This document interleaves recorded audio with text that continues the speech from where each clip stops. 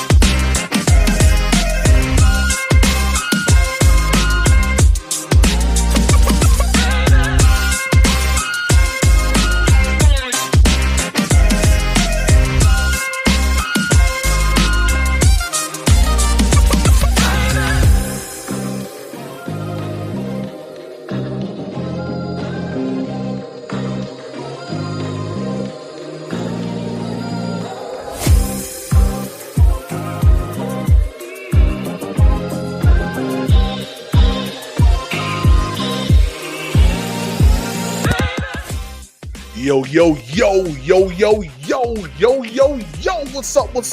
what's up, everybody? Yo, this is your host, Demetrius with the PPP, Panthers Prime Podcast. Shout out to everybody that's in the chat, man. How y'all feeling, man? Happy Wednesday to you all, yo. Yeah. Happy Wednesday, man. What's up, King Carolina? What's good, my dude? Good to see you, man. Yeah, Joseph, what's up, man? What's good with you, Rod 28X? What's up, my dude? Hey, man, we almost at that day, Rod. Yeah, we almost at that day. Yeah. King Carolina, what's up, yo? Antonio McClinhan, speak your truth, my brother. I agree with you 100%. Prime, let's go. Hey, man, I'm sick of it. Man. Every time I turn on goddamn on YouTube, the Panthers can't do this. The Panthers can't do that. Yeah, we saw them beat them. Yo, we gonna get into this, man, because I think it's utterly disgusting, the stuff that I'm hearing, man. It really is, man. Antonio McClinhan, what's up, man? Said Panther Pride, keep pounding. That's a fact, man. Chris Shepard, yo. That's, hey, man. That's a fact, yo. That's a fact, man. St. Gotti, what's up, man? What's good with you, man? Daniel Berry Sports, what's good? How y'all feeling, man? Yeah, the Panthers in the playoffs, man. What's up, man? Kel Vartone, what's up, man? He said fuel to the fire. PPP, that's a fact, man. Man, let's kill this music. I got a lot to talk.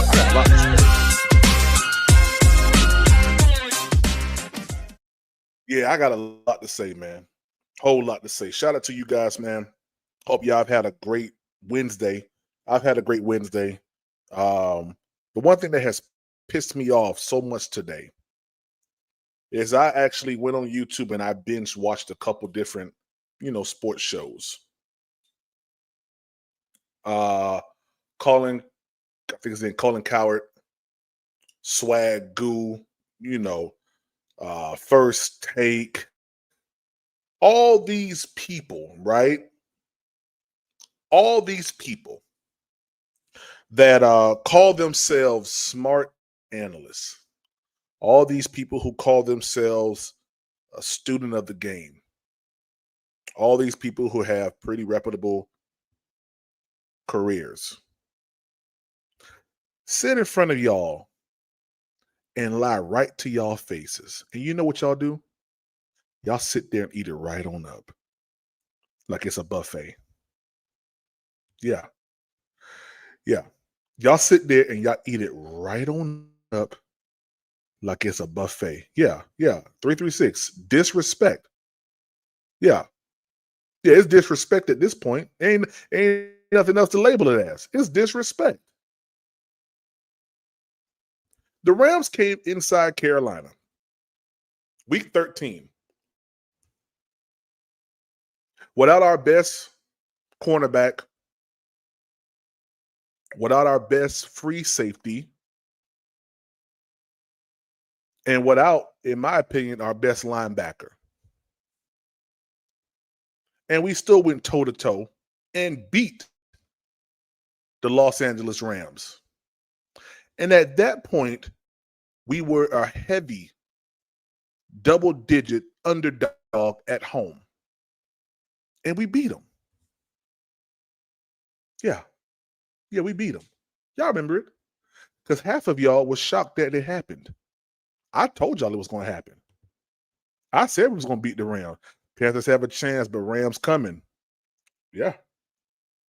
I told y'all that this was going to happen. Never failed. Never wavered.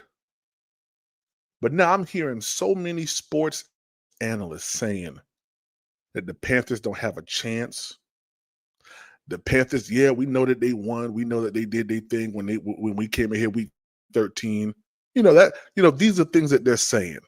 We understand that, but the Panthers had a good game against us, but. And then the thing that I really hate the most when people, when teams who aren't supposed to win and they win, the team who was the better quote unquote team played down to expectations. I don't want to hear that. No, I don't want to hear that at all. Yeah, I do not want to hear that. Miss Douglas, what's up, yo? My birthday was, oh, really? What you do for your birthday, Miss Douglas? Yeah, hey, Miss Douglas, throw your cash app in the chat. Yeah, yeah. Lunch on me tomorrow, Miss Douglas. Happy belated birthday. Said hopefully the Panthers can pull this win out Saturday. It'd be perfect, a perfect birthday gift. Yeah. Hey, when the Panthers beat the Rams, it was my son's birthday. Miss Douglas, you're gonna get your birthday wish on Saturday. Trust and believe. He said, hey, we name drop over here. You best believe we do. Yeah, we name drop over here. And then we tell you, yeah. Now tell them to do something about it. Yeah, that's what we do over here. Yeah. Denise, you're not as good as y'all think y'all are. Rams took y'all lightly. You see what I'm saying? You see what I'm saying? You see what I'm saying? You see what I'm saying? And this is one of the people right here who didn't think we could win week 13. I saw the comments. I saw where you was at, Shanice. I saw it. Or she nice. I saw it. They ain't say nothing. They ain't say nothing. All y'all trotting around YouTube and Twitter and Instagram and saying this and saying that before the game started. And then it was, the Rams played down the expectation. I don't want to hear that. Yeah, I don't want to hear that. Yeah, we had Matthew Stafford patting his feet back there in the pocket. Puka Nacua had under 100 yards receiving. When has that ever happened? Come on. Don't tell me they played down. I don't want to hear that. Yeah, I don't want to hear that at all. Said, I can't believe Cam is actually going to pound the drum, man. I'm so happy. Yes, sir. Yeah. Hey, man, listen. Listen. Don't take nothing away from what the Panthers have done. And that's exactly what every single last one of these sports analysts have done. They just write us completely off. They just tell us, yeah, y'all ain't going to do nothing. What happened week 13 was a fluke. Oh, really? Okay. 2 picks, 1 pick six, and a fumble was a fluke? So y'all can play down, but they can't? Ain't nobody. I don't understand what you mean by play down. Like, I don't understand what you mean by play down. Who's playing down to who? When the Rams came, Rams had a freaking game plan to play us. That's BS when y'all say that. I don't want to hear that. It's either you win or you lose the game. Ain't no play down nothing. I don't want to hear that, man.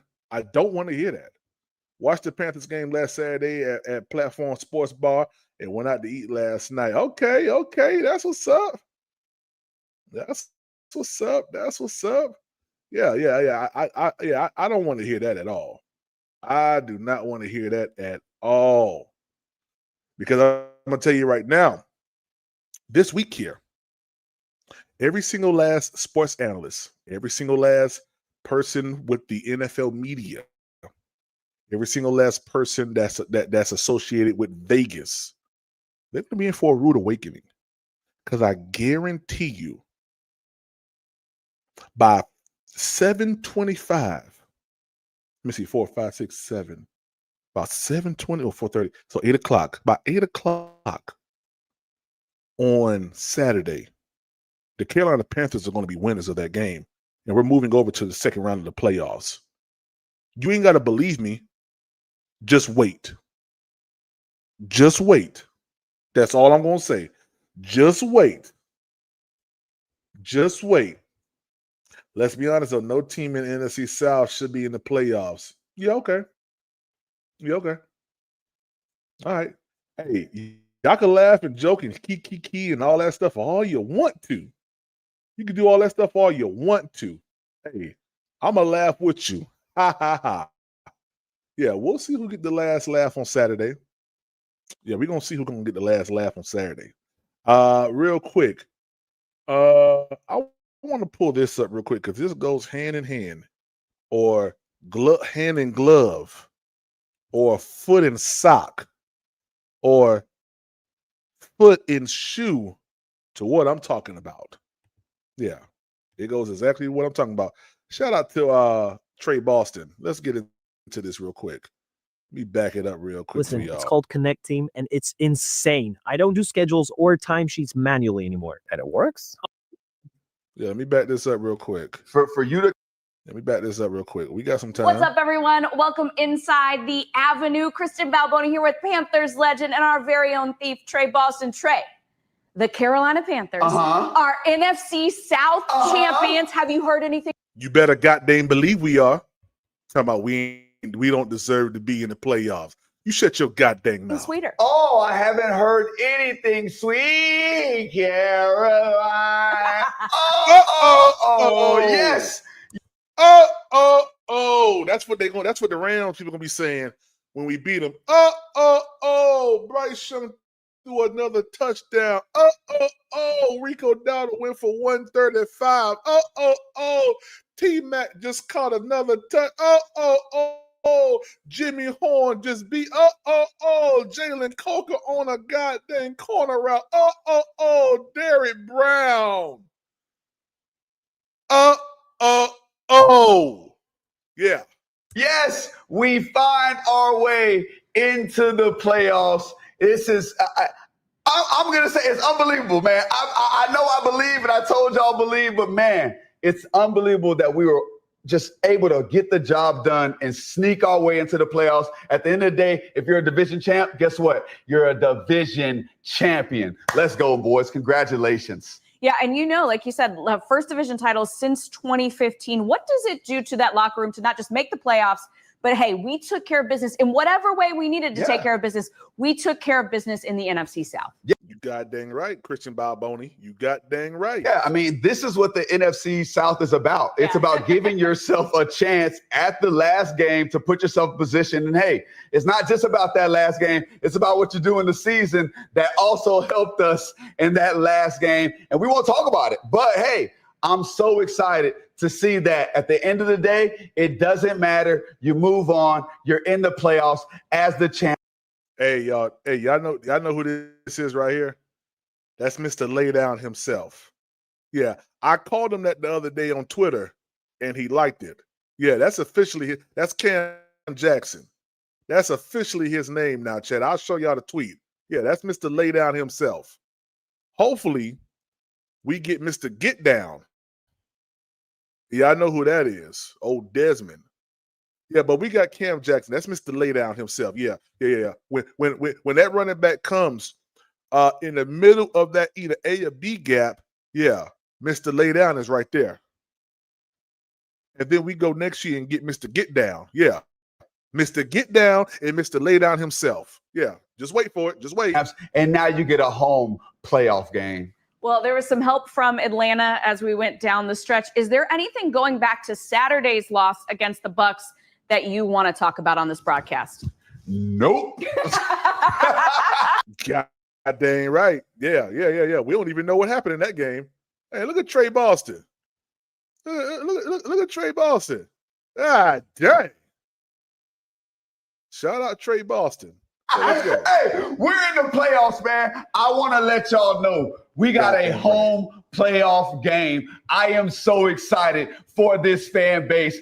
I have never lost a home playoff game in the bank. This is going to be rocking. The biggest, the baddest crowd that you have ever seen. Man, I can't wait for these guys. I've texted a few of them that when they experience this, when they experience what this crowd is about to do, it's going to be like something they've never seen before. Yeah, hey, let me tell y'all, I've been to a playoff game before for the Panthers. Yes, sir. Let me tell you, man, it's electric. You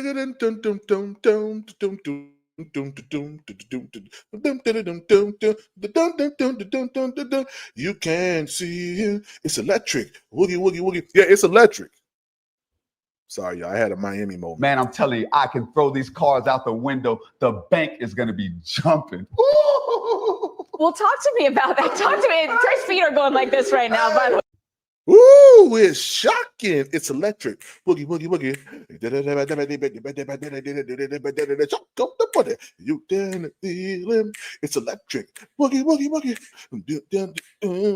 Yeah. Oh, my gosh, man. Because I don't. But you know it's there. Yeah. Ooh. On a party ride.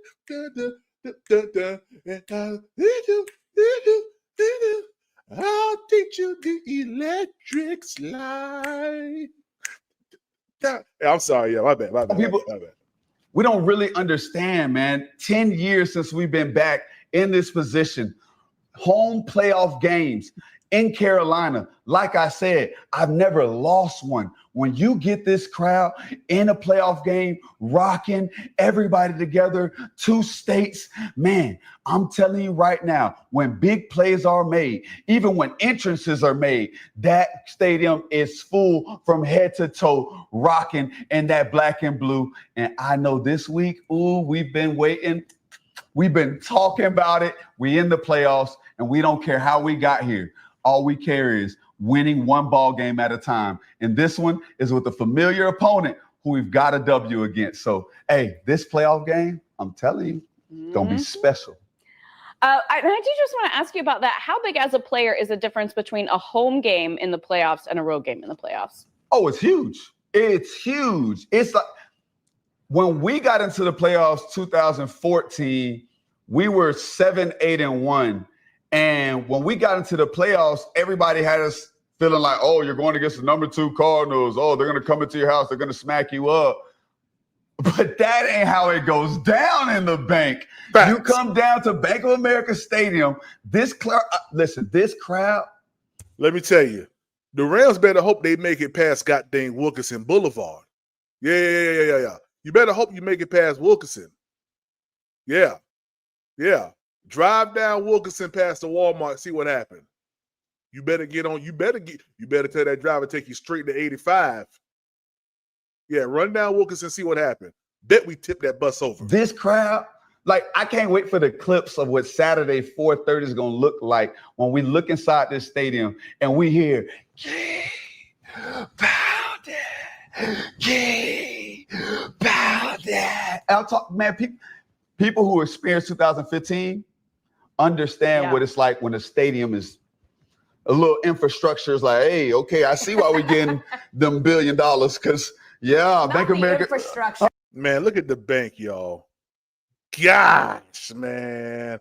Look at the bank, y'all. Hey, I don't care. I don't care how old I get. You know what I mean? This right here is always going to take me back to, man, just seeing this is going to take me right back down to when I was 13, 14, 15 years old, becoming a Panthers fan, man. And just living down there in Charleston and hoping to get up here to Charlotte. Now I live less than 15 minutes from the stadium. Yeah. And guess what? It ain't a bad seat in the bank, y'all. It ain't a bad seat in the bank, y'all. Man, the bank beautiful, man. Let's go. Listen, you and that thing, you like, all right, I see they might need to redo this because, we're going to break the bank down. Man, I'm telling you, man, it's an experience. It's an experience, and I can't wait to see us back in mode.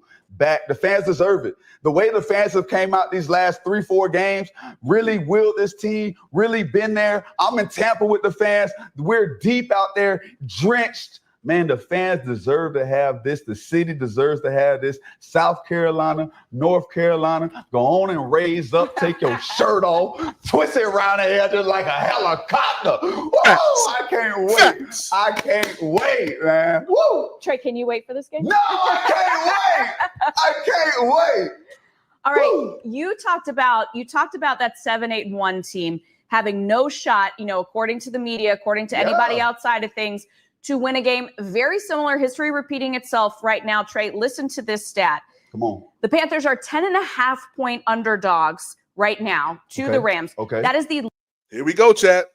Here we go. I told you this is hand in glove to what I was talking about. Let's go. Largest home underdog in playoff history. Okay. The lack of respect, Trey. The lack of respect. Okay. No. The disrespect. Yeah. The disrespect. That's what it is. It's disrespectful.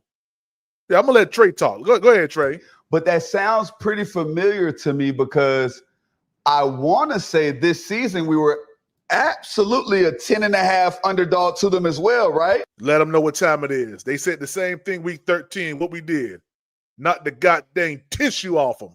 Mm-hmm. Yeah, okay. So, Krista, can you explain this to the folks? Yes. So if you're looking at the largest upsets of the 2025 season, the Panthers won the 2 largest upsets of the 2020. Yeah, we did. Pop the whole wing off of them. Yeah, we did. Clip Green Bay, clip the Rams. Yeah, we did. Season. And let me tell you what, the Rams were on the business end of 2 of those big upsets. So things are looking up, Trey. Listen, give me more. Give me more. Facts. Run that on up to 20. Yeah, make it 20. Yeah.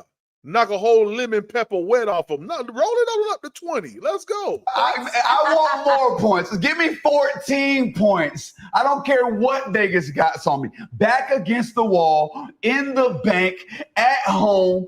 Things are getting a little bit chippy. Ooh. I can't. Well, what the heck Trey did just now? Hold on. What he did just now? Where is that? Wait. Oh. What he did in the bank, at home. Oh, let me zoom in real quick. I didn't catch what he did. Hold on. Let me see. I heard something. Oh. Things are getting a little bit chippy. Ooh. Now, chat. What? Yeah. Shout out Trey Boston, boy. Yeah, that's a real Panther fan right there. Yeah, I can't even do that. Shout out Trey, man. I can't wait. Hey, listen, but I want to tell you why. Because it's with an opponent who we beat. So y'all are disrespectful. You look at us and you say, ooh, man, last time was a fluke. Can y'all beat them again? As if we didn't beat them the first time. Facts, Trey. Facts. As if, and see, this is where my whole thought process is coming from, guys. How you gonna sit up here and tell me that y'all can't beat the Rams, but we beat them week 13? Y'all had a double-digit point differential with us being underdogs the last game. You thought it was a fluke? Yeah, watch this. So when we come out this, ain't that what Cam Newton say? When old boy was like, watch that real, that's that weird route, that's that weird route. Cam Newton said, oh, you be watching film, huh? That's cool. Watch this. Yeah, that's cool. Watch this, Vegas. Yeah, watch this. Game. Man, I can't wait. I'm excited for this team to go out with the confidence. It's one thing to be in a position of, man, we're here, we got to fight our way. But it's another to be in this position and know we beat this opponent. We know how to beat them, and we didn't even play the game that we wanted to play. Man, we got an opportunity right here. And again, being at home compared to away is a whole different ball game. Use this bank, man. Facts. Hey, let me tell y'all, I already showed y'all that we can have 3 home games. All we need is for the Packers to beat the Bears. We need San Fran to beat the Eagles. If that happens and the Panthers beat the Rams, we will have a home playoff game here next week against the San Francisco 49ers. That means that the Green Bay Packers will then play the 1 seed, which is going to be the which is going to be the Seattle Seahawks. So when the 49ers come to town, we beat them next week. Green Bay beat the Seahawks, a huge upset. Guess what? Green Bay come to Charlotte 2 weeks from now. Yeah. Another home game here in the bank. And y'all know what we're going to do to them Green Bay Packers. What Trey said?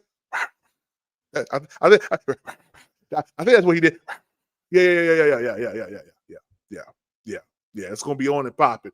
3 back-to-back home games right here in the bank. Let's go, Trey. You have said that all season long. When I've gotten a little salty about the lack of respect from the national media, you've said, I want it. We want it. We want to be underdogs. Is that the feeling in this locker room right now? Absolutely. They should feel disrespected. For you to come out and have the most points ever in a spread in a playoff game, that's disrespect. Again, because you've already defeated Goliath. If you said this is y'all's best and this is what's coming for us and we beat them up, we've knocked them out, and you don't think we can do it again? Disrespectful. Yeah. Disrespectful. You seen it on tape. We've got the job done. And this is how you feel about us in round 2. Man, locker room should feel like we got a fire lit underneath us. Because at the end of the day, it's the playoffs. You win and you go on. No matter what you did those 17 games before, it's out the window.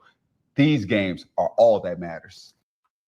If you have ED, you might need to work on your mental game. Dang. When you're aroused, your brain releases dopamine. What the heck? Yeah, and Trey, like you said, not only did they beat the Rams, they also did it with like the entire back half of the defense out and some big contributors on the offensive line. Let's remind everybody who was out in this first game. J.C. Horn was out with a concussion. Talk about it. J.C. Horn out. Robert Hunt out. Maury, you see what I'm saying, chat? Look at this. This right here is half the goddamn starters right here. Look at that. Go ahead, Christian. Yep. Robert Hunt, of course, has been out most of the season. You look at Trayvon Merrick sticking with the defense. He was serving that suspension. Yep. Christian Roseboom and Claudin Sherlis, 2 of the 3 inside linebackers there that have been playing in the rotation, were out. And then Cade Mays as well. I mean, hey, listen, if this doesn't listen, you know what, man? I'm sick and tired of arguing with people that sound stupid. All right? Trevin Morig, Roseboom out. Didn't even play in this first game. We had Who we had in there? We had we didn't even have Claude and Charlotte. We didn't even have him. We had Chris Barnes and who else we had? Bam Martin Scott. I mean, they're not bad players, but come on. And we still beat y'all. Now we getting all these players back? Man, stop playing with me, man. You really see what the NFL and what these ESPN analysts are doing right now is they playing in my face. Yo, you playing in my face and I don't like it, yo. You mean to tell me with J.C. Horn back, with Robert Hunt back, with Morey back, Rose Boom, Cade Mays, we won a game with Austin Corbett at center, and you mean to tell me that the Rams are something? Man, get out of my face, yo. Stop playing with me. Y'all sound stupid. You look, and on paper, you went, okay, that secondary against the Rams receivers is going to be very tough. Devontae Adams, Puka Nacua, Matthew Stafford, Sean McVay, and Trey, look what they did. And now you're looking at that list and you've got most of those guys back. Big news right here. Robert Hunt, full participant in practice this week. Of course, today's Wednesday. We don't know what's going to happen there. Clyde Sherrillis, also a full participant. Today is Wednesday, but this really is a Thursday. So we should know by tomorrow whether or not Robert Hunt is playing because we play on Saturday. So treat today like it's a Thursday. Treat tomorrow like it's a Friday, okay? And then treat Friday like it's a Saturday, okay? Because we're gonna find out more than likely on tomorrow whether or not Robert Hunt is a go. Participant. Everybody else on that list is back. So Trey, everybody else on that list is back, y'all. Man, listen, man. Hey, when we beat the Rams on Sunday, I'm going to every Rams podcast because I've been listening to listen, these Rams podcasters are some of they're almost like Bucks podcasters. They feel so entitled. They're so uppity. They're so, well, the graphs say and the charts say and this says that, but y'all lost. You lost. You lost the game. Yeah, but we got my boy coming back and Forbes is going to play. How do you know Forbes is going to play better? Wasn't he healthy last game? And T-Mac routed him up, had him out there looking stupid.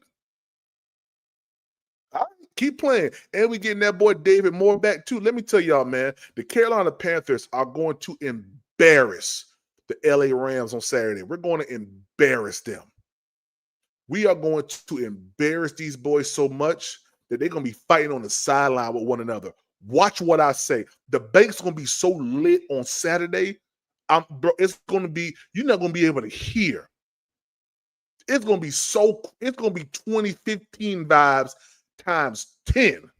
Watch what I say. I mean, not only did they do it, they did it severely undermanned. Yes, yeah. So it shows this team, again, we talk about confidence, the disrespect that's happening, the confidence you guys went out there on a next man up mentality and got the job done in the fashion that you did. Man, it should fuel you now that we get the boys back, the bunch is back. We got the guys, the veterans that lead this team. Man, it just allows the younger guys who made plays to know that, hey, guys, do your 111 and you're going to make the plays that we need.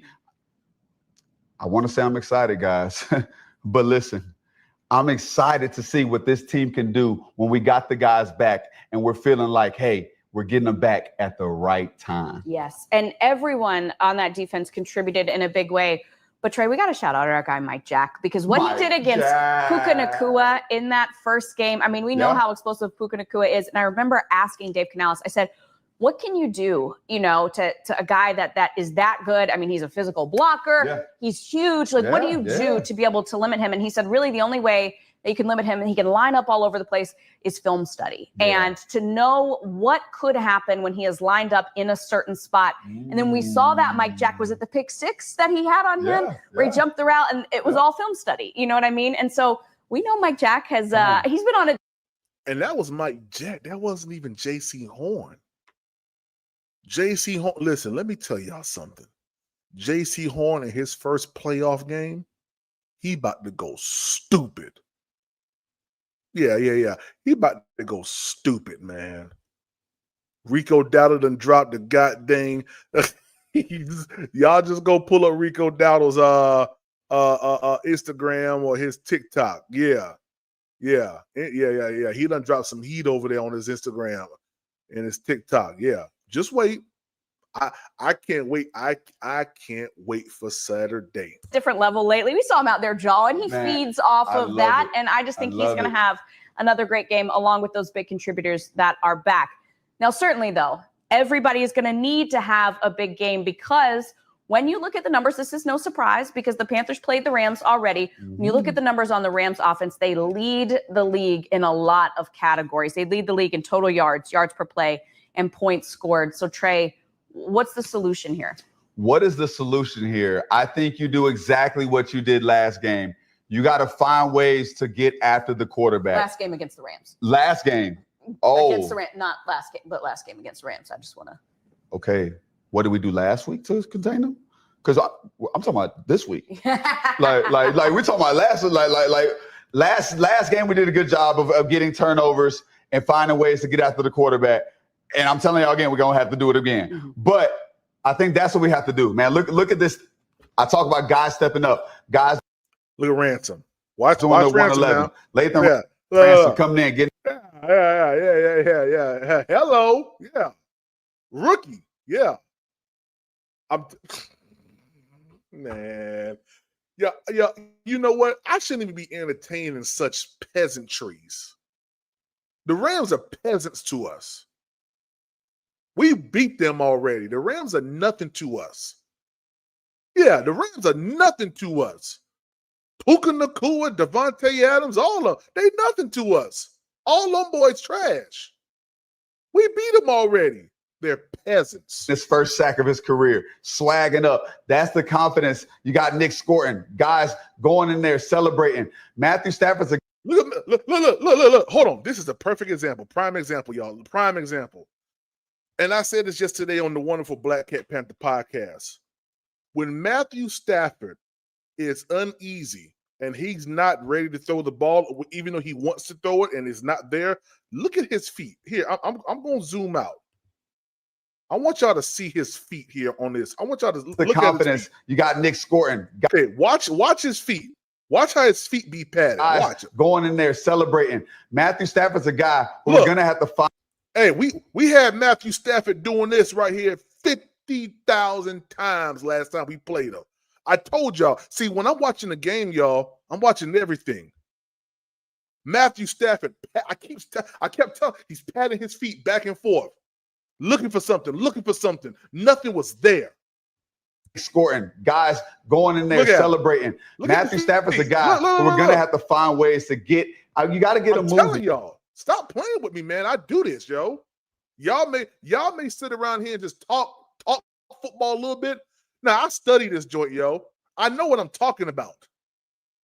Matthew Stafford is about to be tore up on Saturday. Just wait. And you can't have him comfortable. He's a veteran quarterback. When you have that veteran leadership, man, you got to make sure that these quarterbacks are uncomfortable. When are they uncomfortable? When they're hit. When they're a little bit older, they're like, all right, keep them boys off me. They're trying to move up in the pocket. We got to be there for them. And I thought last game, that's exactly what we did to get them off their game. And you had guys in the tunnel, I heard after games, talking about, hey, man, if it wasn't for the weather, we would have got those. Yeah, that's Carolina Panther football. God dang right. It's the swamp, nigga. Yeah, it's the swamp. Yeah. Welcome to the bank, baby. Yeah, we get it done. We get it done. Rain, snow, sleet, shine. The weather's a little grimy out here. Overcast. Weather might have something to do with it. We don't care. Let's go. You use all the tools at your disposal, right? All the tools at your disposal. You know what? I do want to bring up something you said in our meeting when you were talking about slowing down this offense as well. In addition to the things that they did so well in that last game, you talked about really shutting down the run game. And that's not something that you would normally think about when you think about Sean McVay, when you think about Matthew Stafford. Can you explain that to the people? Yeah. With their offense, they do so much when it comes to play action. They get overs. They get guys into space when it comes to your zone. They do a great job of getting people into thirds and running these overs. Now your backside linebacker needs to find his way to get back open when he should be in the run fit. If you can stop the run, you dictate them to be one-dimensional, and now they're passing. It gives you the job to know at least, hey, 2nd down and 8, 2nd down and 10, this should be passed. And that's what you want to eliminate. It's an elimination process when it comes to what can happen, when can it happen. Like you're talking about with Mike Jack. When you're watching film, it's how many times did he line up in this position on this hash, 2 yards outside this hash, and run this out. Oh, actually, he only runs this out when he comes from motion from the left side. Oh, I see why he does that. That's the type of elimination that it gives you once you stop this run to now get yourself into the pass, knowing that Sean McVay and Matthew Stafford are trying to dial it up. And then you allow your top dogs, whether it's your 4 or your 7, to get after the quarterback, knowing that we can rush the quarterback in these positions, not worrying about the run. So that's what it does to your game. You got to find ways to eliminate that run as well. All right, Trey, I like the game plan. I like the game plan that you have laid out from us. All right, we are far from done. Coming up a little bit later in the show, Trey is answering all the questions that you want to know, so stick with us. Come on. It's right in front of us. It all starts right here. I don't mind saying it. They put the microphone in front of me. I'm going to talk about it if we're going to own. Hey, boy, let me tell y'all, man. Let me back this up. This thing got me so hyped when I saw it yesterday, man. Shout out to Dave Canellis, man. He started us off in the offseason. That's why, listen, I know y'all be thinking it's cheesy how we be covering the blueprints and stuff and everything like that. Nah. See, we got something that we can look back on. A memory of what Dave told us. Yeah, a memory. Yeah, I'm not surprised the Panthers are in the playoffs. Dave told us we was going to get here. Answering all the questions that you want to know, so stick with us. Come on. It's right in front of us. It all starts right here. I don't mind saying it. They put the microphone in front of me. I'm going to talk about it. If we're going to own the NFC South, this is how we're going to do it. Derrick Brown strips the ball. Quick throw near side. Picked again. Mike Jack takes it in. McMillan makes the catch at the 20. Touchdown, T-Mac.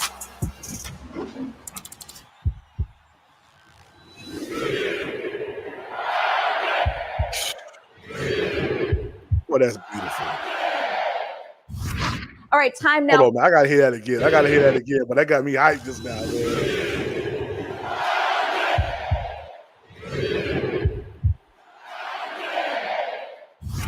All right, time now for Trey.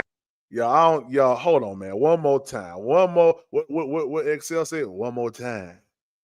One more time. Yeah, one more time, real quick. One more time. Oh man. Touchdown, T-Mac.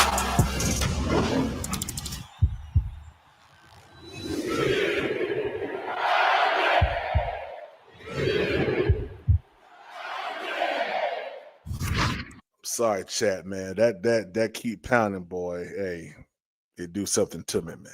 All right, time now for Trey's checklist. Trey, every week you give us 3 things that you want to see. If the Panthers can do these 3 things, we've seen it on this show. We have the proof. They can do these 3 things. They're going to win the game. So I'm excited to hear. What is the first point on your checklist this week? Okay, this week, I almost hinted it a little bit earlier. No, I gave it out already. High key. This ain't even low key. We got to get after the quarterback. Yeah. Facts. We got to make Matthew Stafford turn into a tap dancer. Again, we have to find ways to get a couple sacks like we did last game. Force fumble. Hey, DB making big time plays, whether it was, hey, hands up, causing interception. Helmet out. Yep, whatever it is. Hey, you thought that boy playing soccer out there. We got to find ways to affect Matthew Stafford, get him off that X, whether it's a 3-step drop, 5-step drop, keep guys around his feet, keep guys around his arm. That's where those older quarterbacks don't like to be comfortable. We got to find ways to make sure that Matthew Stafford doesn't get into rhythm. And as you've been saying, Trey, you did it once. You can do it again. Do it again. We know you guys can. All right. What's the second point on your checklist? Second point on my checklist, we have to win on first and second down. I know people have been talking about third down, but can I tell you, if we can win on first and second down, meaning find yardage, can we get 5 to 6 yards in those first 2 downs and then find ourselves in third and short, third and maybe 4 and less, giving our quarterback, giving us a chance to run the ball if we'd like, but at the same time, giving Bryce and these receivers chance to get open and get the separation that they need. If we can win on first and second down, we can find ourselves absolutely winning this game. As a defender, when it's 3rd and 3 versus 3rd and 6, how much more difficult is that for you? You know the mindset. Like you got to clamp up. You're thinking, hey, it might be quick game. They might double move me if they're in max prep. Like you're thinking about, again, the process of elimination when I was telling y'all earlier. When they're in that short yardage, you don't know what you can get. But when you're in that, hey, 3rd and 8 plus, you know the 5 to 6 plays that they like all season long that they've been running on that 3rd and long. So you want to find ways to get the offense in the positions that they feel comfortable with that 3rd and short. All right. That is 2 right there. What is the third and final thing on your checklist? Third and final, we have to win the turnover battle. When the Rams came in here last time, that's exactly what we did. We got after the quarterback, DB with the forced fumble. We got after the quarterback, picked off Mike Jack, taking it to the crib. We got after the quarterback, DB, again, headbutt, Nick Scott catching the pick. We have to find ways to get turnovers. Again, we talk about disrupting the rhythm of the quarterback. That's exactly what we did to Matthew Stafford because of how we were able to take care of him on defense. But on offense, we have to take care of the ball. We have to be smart with the ball. We got to cover it. We got to make sure that we don't cause any sudden changes in this game that can hurt us and give more possessions to Matthew Stafford and this Rams offense and giving Sean McVay a couple more tools in his box. So we got to win the turnover battle. And I know we can do it because we've already done it. Exactly. I love this checklist because it is aspirational, but it's things that the Panthers have already done. That's what you started the show out saying. You said, people want to doubt us. We've done this before. We did it successfully. Matthew Stafford was not turning the ball over at all that season. He had two interceptions coming into the game. We forced 2 interceptions on him there. So this feels very achievable, Trey. I always love that you break this down for us. Come on. Hey, anything's possible, baby. It's the playoffs. That's right. That's right. Anything is possible. All right, coming up, we are getting to your tweets. Stay with us. You hear all the stuff about, hey, the playoffs are a different beast. It's da-da-da-da. And you're like, oh, yeah, I get it. But you don't get it until everything speeds up. Everything, the holes are open. Then they're closed. And then they're closed, like an elevator door. Like right now. Yeah. And that's the one thing that I learned from that game was I better figure out how to adjust myself to the speed faster because it took me too long to get comfortable. Yeah. Because it's all about finding that we talk about being in a zone, right? And I think you kind of alluded to this earlier, finding work. Nothing's coming to me. And now you're playing out of yourself. Yeah. You're not playing within yourself. Yeah. We have a young team this year experiencing the playoffs for the very first time.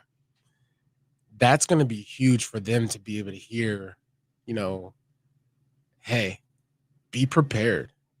Don't even think to yourself that this is going to be regular season football because it's not. And it's against a team that they just won a Super Bowl a couple years ago. They got guys. They got dudes. They got Hall of Famer. Yeah, and it's hey, get involved early and make it happen. If you're a receiver, you might not catch a ball, but go block someone. Go find work. Get engaged and go find it within the system, obviously. Yeah. Or if you're a linebacker, you got to get a piece of somebody.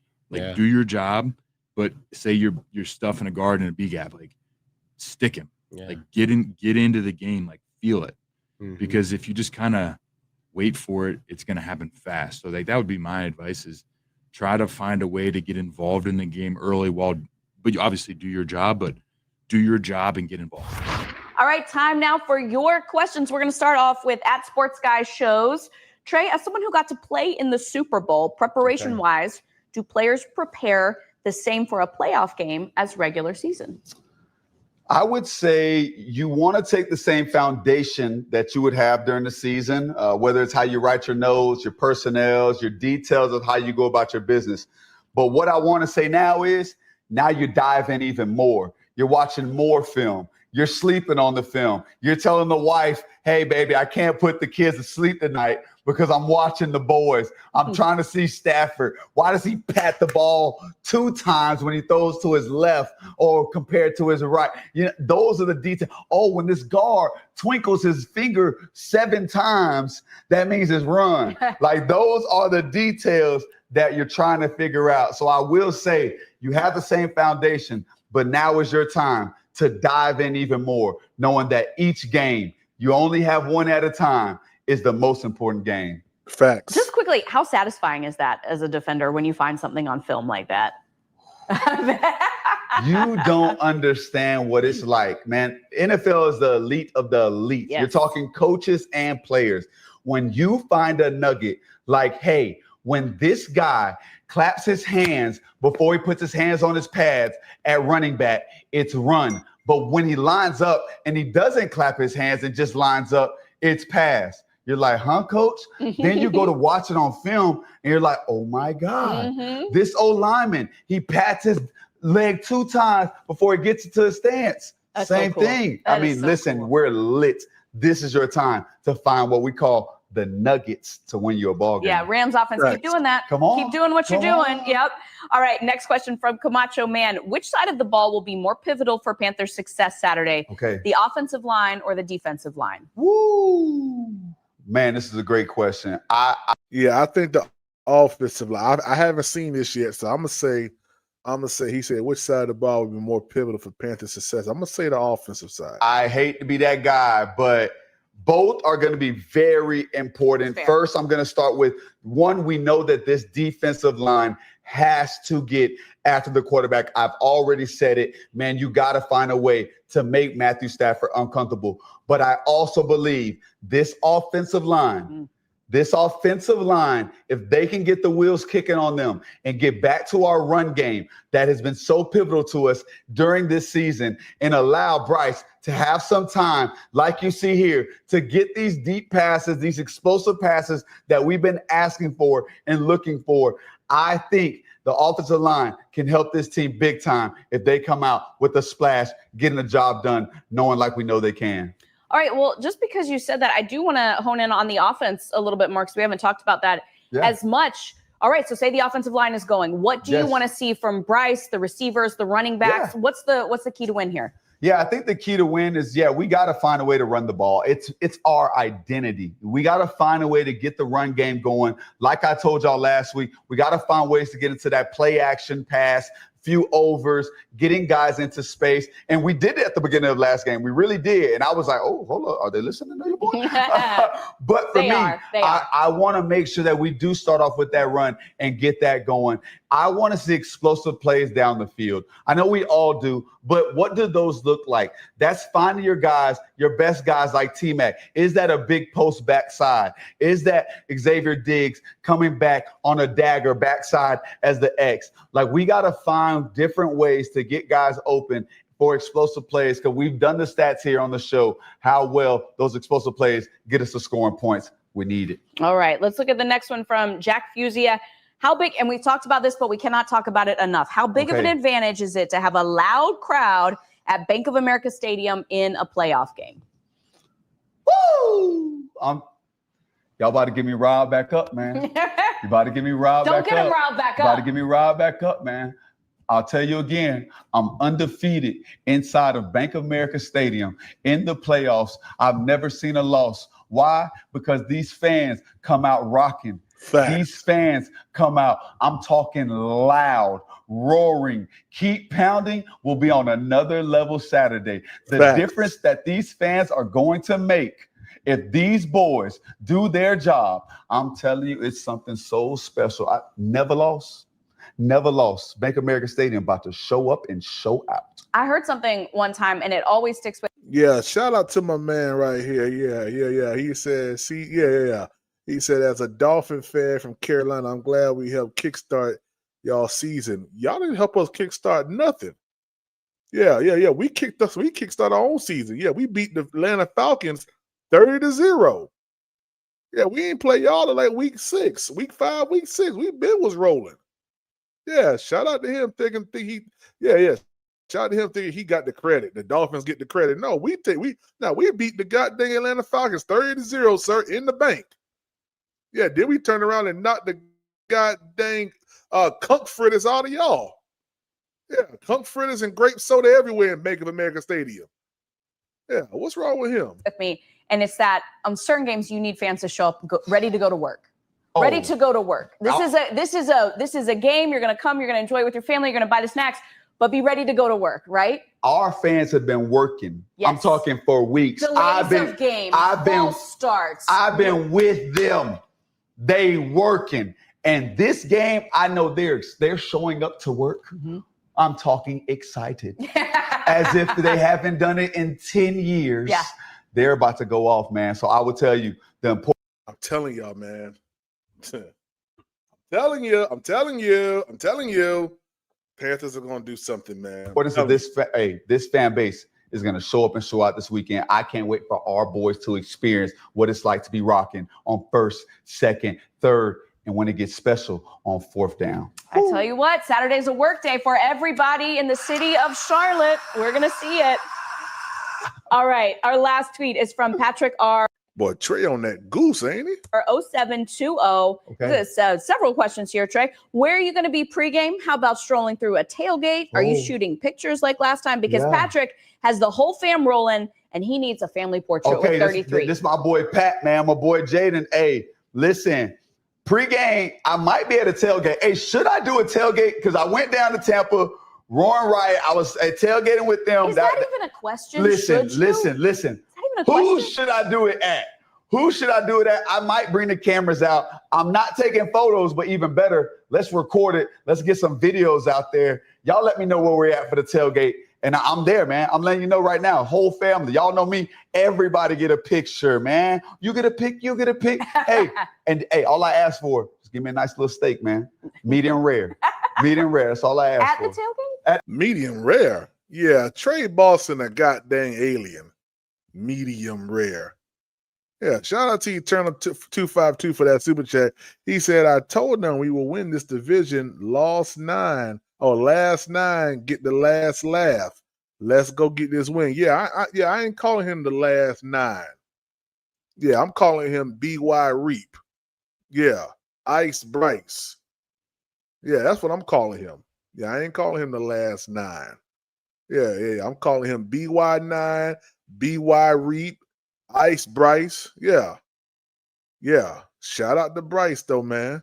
He said medium rare is a must. Graduate. No. Hey, let me tell you something. Nah. I get my steaks medium or medium well. Yeah, I don't entertain no rare. Yeah. See, that's how you end up with flesh-eating bacteria. Yeah, you be getting ate out from the inside. Let's keep going. Shout out Cool Kev. The tailgate. Okay. Oh, Tampa, they cooked me up too. Oh. It will be afternoon too. Would you go like an AM steak, like in the morning, like the tailgate's early enough? Steak and eggs. Okay. Well, steak and eggs. Yeah, there you go. That sounds delicious. All right, everybody. Thank you so much for joining us this week on The Avenue. We expect to see you on Saturday or feel your presence, whether you're watching, you're listening, you're there, you're watching on TV. It's going to be amazing. Yeah. 336. Be getting ate out from the inside. Yeah. Bacteria be tearing your insides up. You talking about eating medium, god dang rare. Yeah. Talking about graduate. Man, you crazy. Mess around being the ER looking stupid. Yeah. Shout out to Cool Kev though. Trying to get the whole goddamn panel hurt. Yeah. Shout out to him. Hey, let's get into this, man. Some locker room talk, man. Shout out Cool Kev. Yeah, let's go to JC real quick. The first time in a decade. Just talk about kind of been here for a little bit. Just talk about being able to give the fans this experience. It's a blessing. It's a blessing to be here. It's been a long time, especially to be hosting it. it's a big moment, and I'm excited to see everybody that that pull up. Hopefully they pack out the game. It's a crazy atmosphere. It's gonna be fun. What were your emotions on Sunday during the Falcons Saints game, and then what were your emotions afterward once you knew that y'all were headed to the playoffs? Yeah, just knowing the situation throughout the week that if we was to lose, that we needed the Falcons to win. So when we ended up losing, I was just thinking about that game, and when they won, it's just I don't know, it's go mode. We in the playoffs. It's time to go get it done. You've been in this stadium when it wasn't predominantly Saturday, the playoff games. I expect it to be lit. It's, like I said, it's been a decade, so I need everybody to pull up and just deck it out, and I think it's gonna be the loudest I ever heard it. That's what I'm expecting. Y'all were able to beat Stafford last time without you, without some key players on defense. What does that addition add, and how much better does it make this defense when y'all face in the second? It's just good to have everybody healthy and everybody back this time around because he's a great quarterback. He did it at a high level for a very long time and got a lot of weapons. So we need everybody back, and we just gotta find a way to take the ball away and do what we did last week. They didn't really give us it's just kind of comments, at least to the media. He told us that he wants you guys to kind of soak this in. How do you do that? Making it still a normal week and a normal week? Yeah, I mean, for me, it's just the same preparation. I can't speak for everybody else. It's the same preparation. The field's still going to be the same. It's just going to be a little louder in there and the stakes a little higher. But, all we got to do is control. We can control what we can control and go out there and, execute at a high level. Am I what? Were you at the stadium? No, I wasn't. I watched it on TV.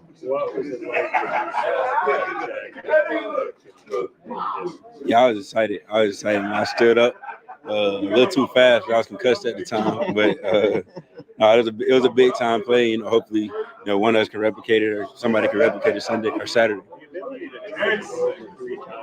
How much did Jared familiarity play into it? Yeah, I mean, I'm not sure. Football is a weird game. You know what I'm saying? The ball bounces certain ways, and you got to execute when you have those opportunities. Stafford said today that based on week 13 and then adding you and Trey back, obviously, this would be the best defense they've faced all season. Nick Scott made the point he might be better than that a little bit too, but what does it mean to hear that, and why do you think this group has been able to become so formidable? Just the way we work together. I feel like it go back to OTAs and training camp. The work we put in, credit to us and the coaches, preparing us. I also think just being in this scheme, me, my third year, and Mike, his second year, you get more comfortable. So, it's just good to be have everybody healthy for this big time game.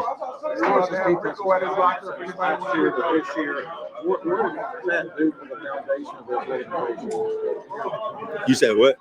The foundation of this organization, with the way the defense is going from last to near the upper side of the league. How much of a factor is that in the foundation of what this team can do in the future? It's big, just some of the highest paid guys being on defense, me and DB, and us being healthy this year. I think that played a big role, and even the guys we got that came onto the team, Turk, Bobby, all those guys, the rookies have been stepping up. I think it's just everybody, having a hand in it, and being healthy has helped us make a big jump from last year. So, it does a lot for the organization, and hopefully we do it again next year. All right, hang tight right there. Yeah. We got a lot to look at real quick, chat. We got a lot to look at. Let's listen to Derrick Brown now. A long time coming to get a home playoff game, and no matter how you got in, what has the week been like for you in terms of soaking it all in and also getting prepared at the same time? Yeah, man, it's been a regular week right now. Definitely, a journey getting there this weekend. But as soon as we knew we were in, we just got right to work. We want to try to make the most of the opportunity. You've been here through the downs and now the ups. Once that game was over with on Sunday, what was your personal feeling when you realized, you're going to the playoffs as a leader on this team? I want to make it count. I don't want to just say we got here or say we'll wait till next year to see how it goes. I want to be able to make it count. Derrick, you guys did a pretty nice job on Stafford last time, and now this time you get 4 guys, I think it is, back on defense. You get 4 guys that didn't play against them. I mean, what does that mean for this week? It means that we need to go out and really execute. I mean, a guy that caliber, a guy who's seen defenses for a long time. He's got every ability possible to be able to, find what he wants. So, I mean, for us, it's about execution this week. I guess the more bodies, the better, right? Yeah, how about that one? Did you watch the whole game on Sunday? Yeah, I did. I watched it on Edge, that's for sure. Derrick, how much is making the playoffs, the improvement in the record, and all the defensive improvement? How big is that for the foundation of what you guys are laying for the future? I mean, it just goes to it's a testament to everything that we started out doing in April. We knew what it was last year defensively, and just coming back in and trying to adding all the pieces we've added to this. I mean, it's been great. This is the thing from day one that he preached. Been just a tough, physicalized defense, and that's what we're trying to do. So, I mean, to be able to have a turnaround and not get to where we want to, but to be in better space than we were. I mean, that's just the goal. What is the biggest thing that you guys have to do this week defensively? You executed last time you played back in week 13, but you guys are a little different. They're a little different. It's been a little bit of time. I think you're going to execute. Like I said, I mean, it starts with Stafford. For us on offense, it starts with Stafford. And, like I said, man, he's seeing a lot of ball. So, I mean, we got to go out there and we have to execute. There's no question about it. He's dynamic in his performances as of lately. And, we want to be able to, we want to go out there and try to win. So, I mean, that is what it is. How special is it to play here? This is the first playoff game in 10 years and then have the home crowd behind you guys. Yeah, I mean, like I said the other day, I mean, it's something that they deserve. Just like, we had to work for it. It's one of those things that, we want to be able to get back to the city and be able to have these moments and be able to have them continuously. Shout out to Derrick Brown. We ain't done, chat. Yeah, we ain't done. I'm going to drop the link after I get done. Yeah, we ain't done yet. Hold on. We ain't done yet. All right, we just did DB. Let's see. I do not want to hit no Nick Scott. Yeah, let's go straight to Robert Hunt. Yeah. You have it listed. You type it in. Why do you even got that old goofy dude on there, man? I never listened to a goddamn interview with Nick Scott in my life. I would never do that. Shout out Nick Scott. Rob, each week you've said you've gotten closer to being able to play. Can you give us an update on where you stand right now? I had a better day today. Today was better than last week. So, all right, man. Hey, I'm feeling confident. I'm feeling confident, guys. I'm feeling confident. Each day is getting better. I had a good day today.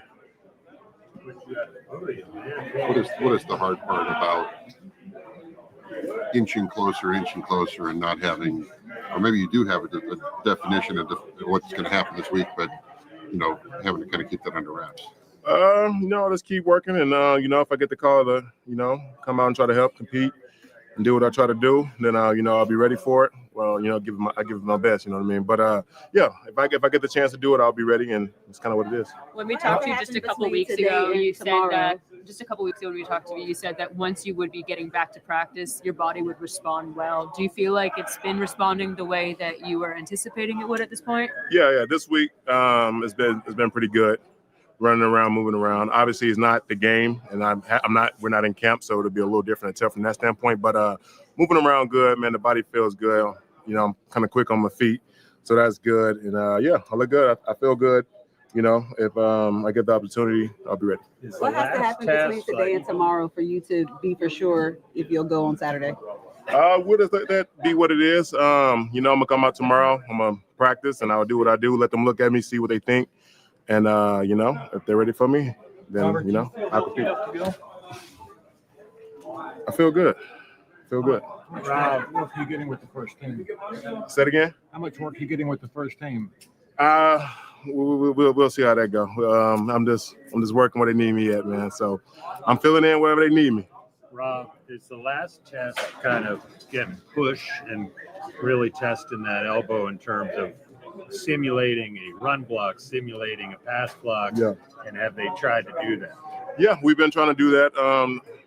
Just trying to sneak it in when we can, get reps on it to see how my elbow feel. Obviously, we're doing some work today. We did some work yesterday, and just moving around a little bit today. Like today, we went a little faster, so it was a good test on my elbow to see how I feel. And it's not going to be my elbow's not going to be perfect. You know what I mean? It's not going to be, but I think I can compete with it for sure.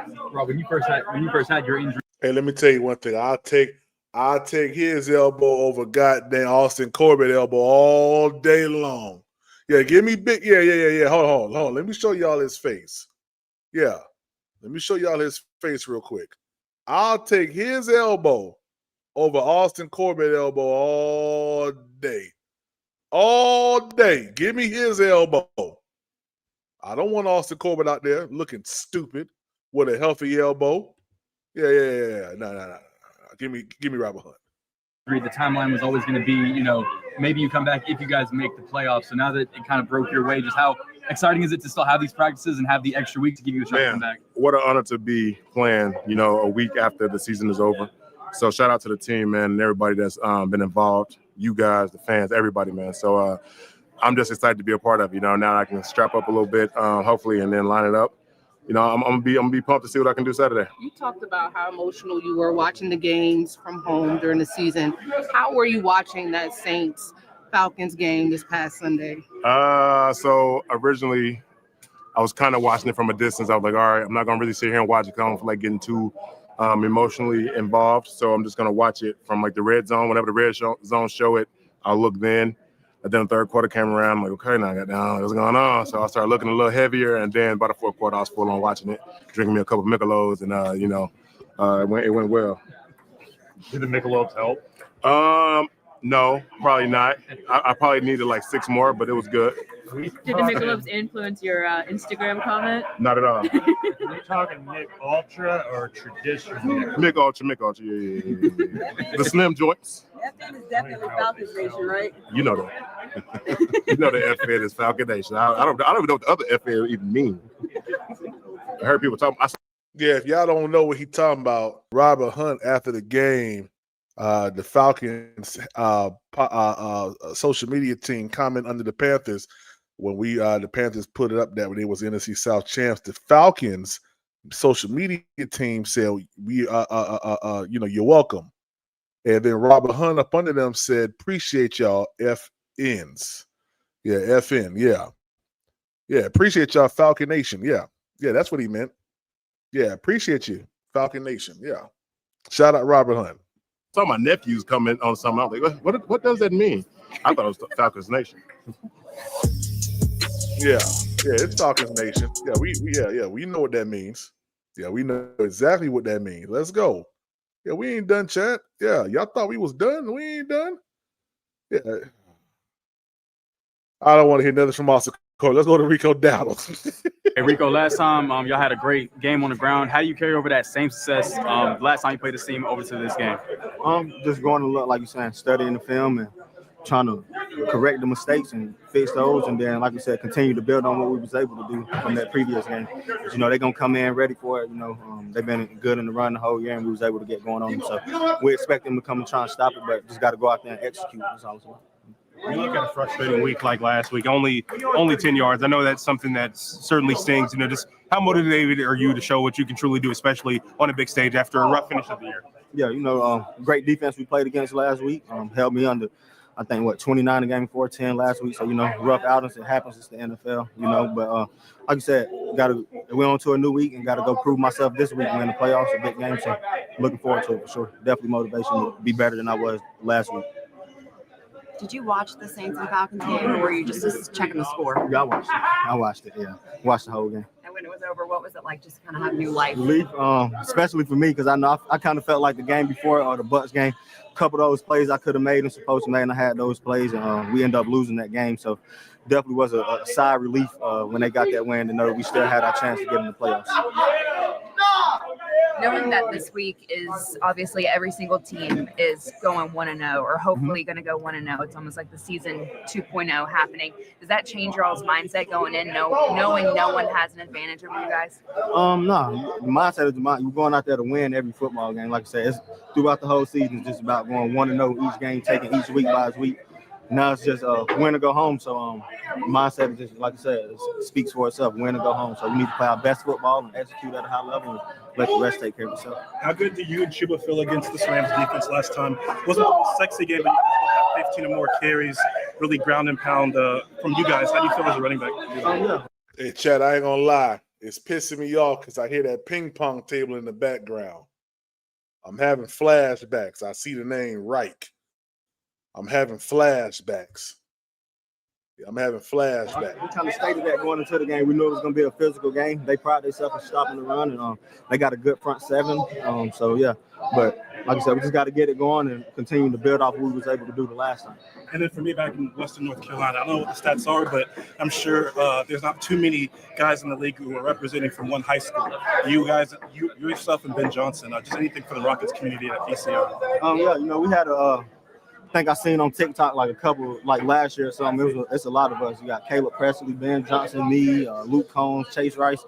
All of us went to the same high school, but yeah, that's where we was made at. So yeah, just shout out to them. Sure. Speaking of TikTok, you reposted. That's not me. I don't run my TikTok. Okay. Rico T-Mac has obviously done a lot of great things in his first years in the NFL. Has it felt like he's been a rookie this year? No, for sure. I think I spoke on it like a couple weeks ago. Since he's came in, he's been a big time receiver from game one all the way through the end of the season. So definitely came in well prepared and definitely didn't feel like a rookie for sure. So yeah, definitely looking forward to him taking the next step to his game. Do you see the fact that he's the betting favorite to win Offensive Rookie of the Year? And if you have seen that, what do you think about that prospect? Well deserving of that, and I think he should get it. I mean, broke the Panthers receiving franchise record. I think he was the only rookie receiver to have 1,000 receiving yards too. So yeah, definitely well deserving of that award.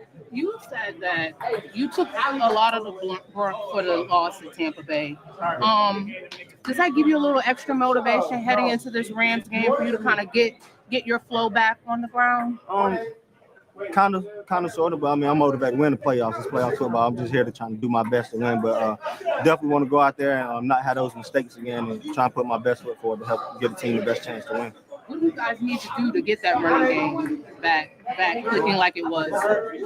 Execute, getting to the second level, getting it started up front, giving us guys, me and Chuba and Trev, just to that second level, and the rest, I think we'll be fine. It's supposed to rain again, as far as from a surface standpoint.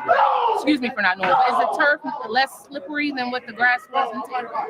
No, that grass is real slippery. I don't really know. It was slippery out there. I slipped a couple times, probably like 5 or 6 times. But yeah, I mean, post the rain, so just got to have the right feet in, the right footing out there, and should be good. Where's the team and maybe even yourself reaching with just not a lot of playoff experience, yourself back in 03, but for a young team trying to gain playoff experience, where are you reaching for inspiration? Within. All within. Like you said, I think they put the thing up there, 31 guys that haven't, maybe either 31 that haven't or have been to the playoffs. So, like I said, we got everything in here in the room, and this we've been pushing for the whole season. Beat some good teams, lost some games, but like I said, it's win or go home. And I think all the inspiration comes from within, trusting each other, going out there with our brothers and putting it all on the line. You good?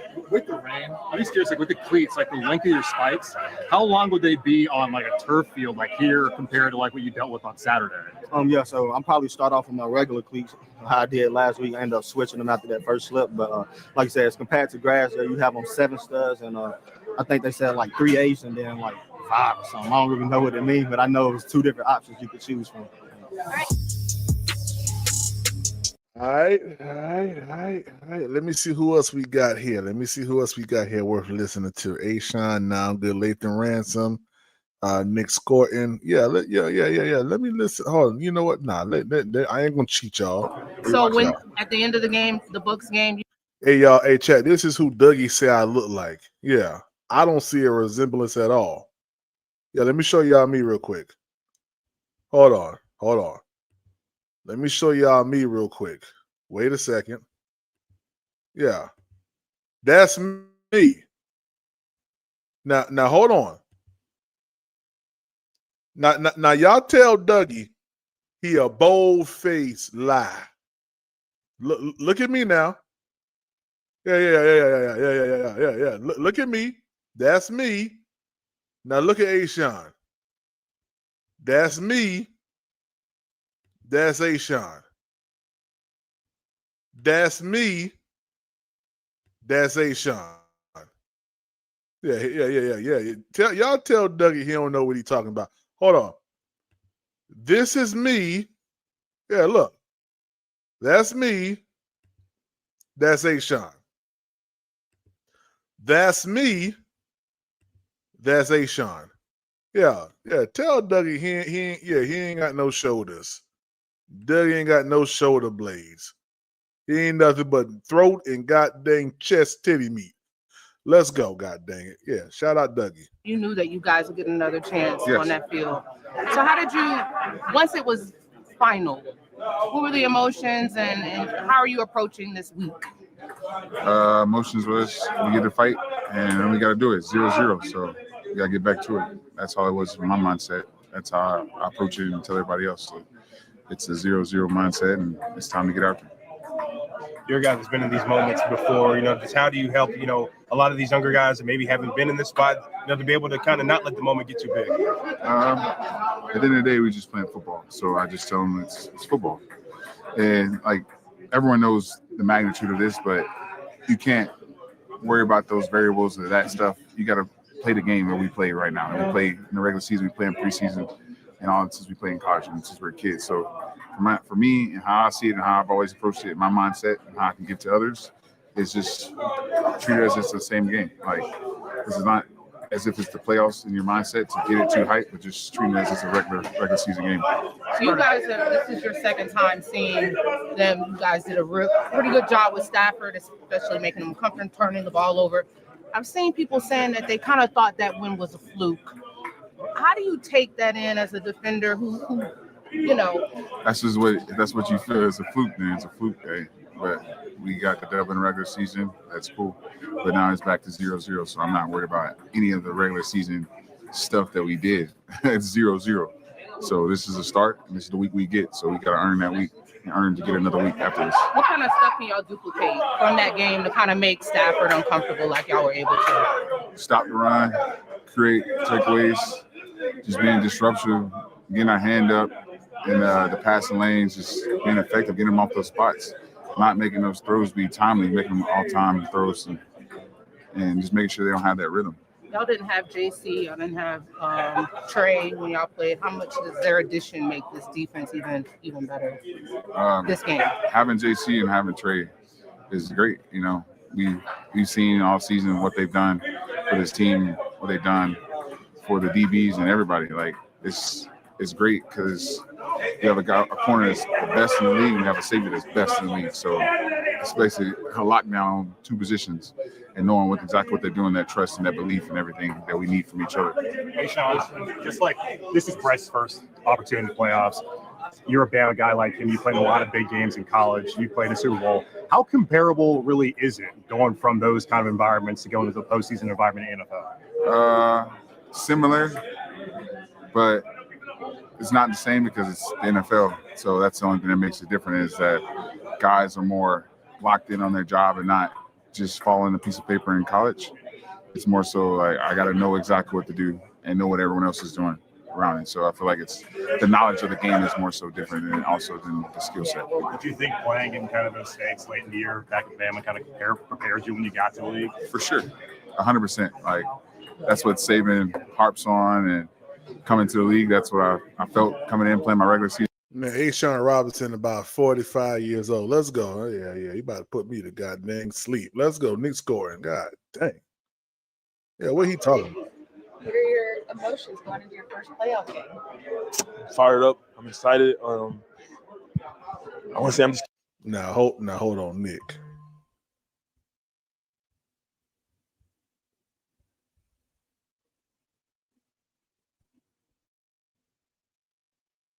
Yeah, let's keep going. Keyed in. I'm just trying to soak in the experience and just, take it in as, what it is, just a great opportunity we got ahead of us. This is a rookie class that has managed to make an impact, arguably more than any other rookie class in the NFL this year. What is it about this class that y'all are able to click so quickly, to implement it and have an impact so quickly? I can't really I want to attest to the individuals, man. Guys coming in here, knowing what they got to get done, knowing what's at hand, and knowing the situation that we're in. And you see it, a result of guys working hard, and also the guys upstairs, drafting us for a reason and putting us in these positions. So it's just what it is. Combination of guys already coming in here locked in, ready to go, and then a combination of coaches and GMs and owners wanting you to come in here and play early. How much confidence does the last game against the Rams give this defense, but you also have to balance, like, the ball may not deflect off Derrick's helmet, and things you may have to do it a different way. No, I feel like as a defense, man, we're fired up. We feel like those guys beat us the first time. Like, we feel like we did not play up to our standard. We did not play good enough. So, we got Matthew Stafford and his guys ahead of us. And, we're locked in. And, we're going out there to compete this weekend. And yes, sir, we expect different results this time. So even with Fact. takeaways and a pick six, See, man, that's why I like scoring, man. He ain't satisfied with the stuff we did. I like that. You feel like the defense played well enough to win that game? I'm not gonna say that. That's not what I said. I just feel like our standard and how we uphold ourselves, it just wasn't enough. It wasn't good enough that day, but it was enough to win. The atmosphere at Bank of America Stadium, how have you noticed it grow, especially being on the field on defense? Hey, man, Nick Score is gonna be a Panther for a long time, man. For a very long time. Him and Derrick Brown are going to be the anchors on this defensive line. Yeah, just watch what I say. Just watch. If it ain't DB, it's gonna be Nick scoring. If it ain't Nick scoring, it's gonna be DB. Just wait. Just watch. So how big of an advantage can it be on Saturday?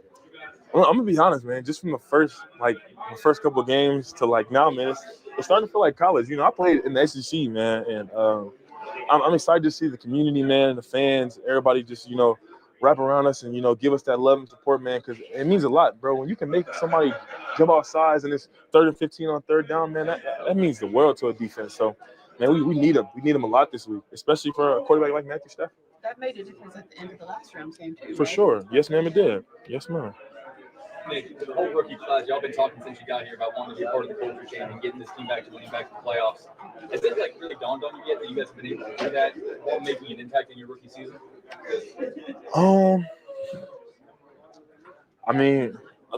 Like I was just saying earlier, man, you draft these guys, obviously T-Mac, me, Lathan, you draft us pretty high, man. You expect, to reap those benefits. So it's just a plethora of, the coaches putting us in great positions and the young guys coming in ready. More than half of this roster hasn't been in a playoff before. Are you drawing anything from some of the more veteran players about maybe what's different this week compared to weeks 1 through 18? Yeah, a lot of them, who have, just say, man, it's fun. Just embrace it. It's football. You don't know if you're going to be done or you're going to go to the next round. So, man, just live in the moment and embrace it and have fun, man. These some of the best football you're going to play in your whole life. Facts. It does. You just kind of see, just kind of like the buzz and how the guys are coming in, preparing. Everybody's, working on their body because you have to be your best this weekend, and that is what it is. Mm-hmm. One of the better completion percentages when throwing under 2.5 seconds in the league. What did you learn just from playing against him that first time about how fast he gets the ball out, what you can do as a passer? Man, honestly, just trying to crush the pocket and just get your hands up for a guy like that, man, who's making these routine throws. Stafford's a vested vet, and we just gotta rush him when we get our opportunities. And whenever it's quick game, crush the pocket, get our hands up, and try to help our DBs out in the back end. I think you told us in the preseason, correct me if I'm wrong, that I don't know if you walk here to the stadium, you take kind of walks around town. Oh yeah. On the Greenway, you still do that? And what have you kind of noticed about the city as this has kind of grown and built? I kind of stay on my side of town. I stay away from uptown, But yeah, I go on walks with my girlfriend and our dog, and just kind of chill. But I don't know. I live over by Plaza Midwood, and I love it, man. It's one of the best places to walk. Dang, he should. What? Gosh!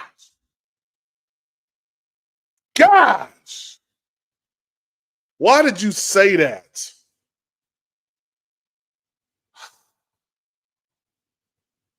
I like Nick scoring, but god dang, man. Don't be telling everybody where you stay at, man. Gosh, man.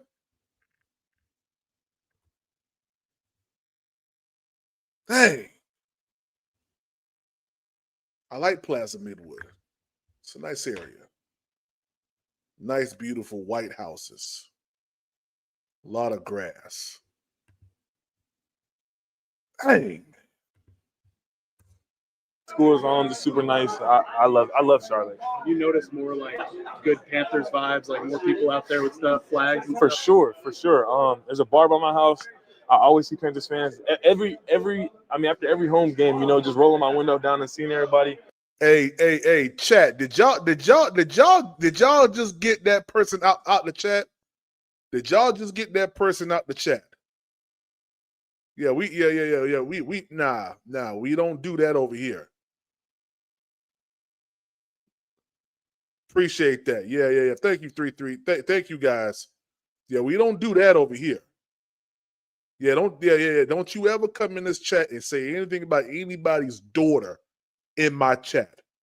Don't you ever do that again. Don't come over here doing that. With your stupid self. I don't play around with that. That's one thing you do not do. You don't mess with nobody's children. You don't talk about nobody's children. And you're such a coward, you want to hide behind a fake profile name. Don't you ever in your life talk about anybody's children. Punk nigga. They're hyping us up, man. We definitely do feel love in the community. Hey, man, messing up my whole vibe on some stupid stuff. You probably a full-grown man talking stupid like that. Punk nigga, man. Let's go. And when a lot of guys don't get this experience, to make sure that next year y'all can keep going further and further. Yeah, super excited, man. Like I said yesterday, there's a lot of dudes I done talked to that's been in the league or who have never made the playoffs. 7 years, 5 years in the league, never been there. So for me to have an opportunity to go there my first year, I'm super excited and just want to make the most of it. Seems like you got some perspective on that. Does that make you cherish it a little bit more? Because you don't know when the next one's going to come, I guess. Man, I cherish every game. But yeah, I have a lot of perspective from past stuff I've dealt with. So I cherish every game, every practice. So I go out there and you're going to hear me laughing and joking. It's not the NFL, but you play for a national championship. How will that experience kind of help you manage your emotions going before this game?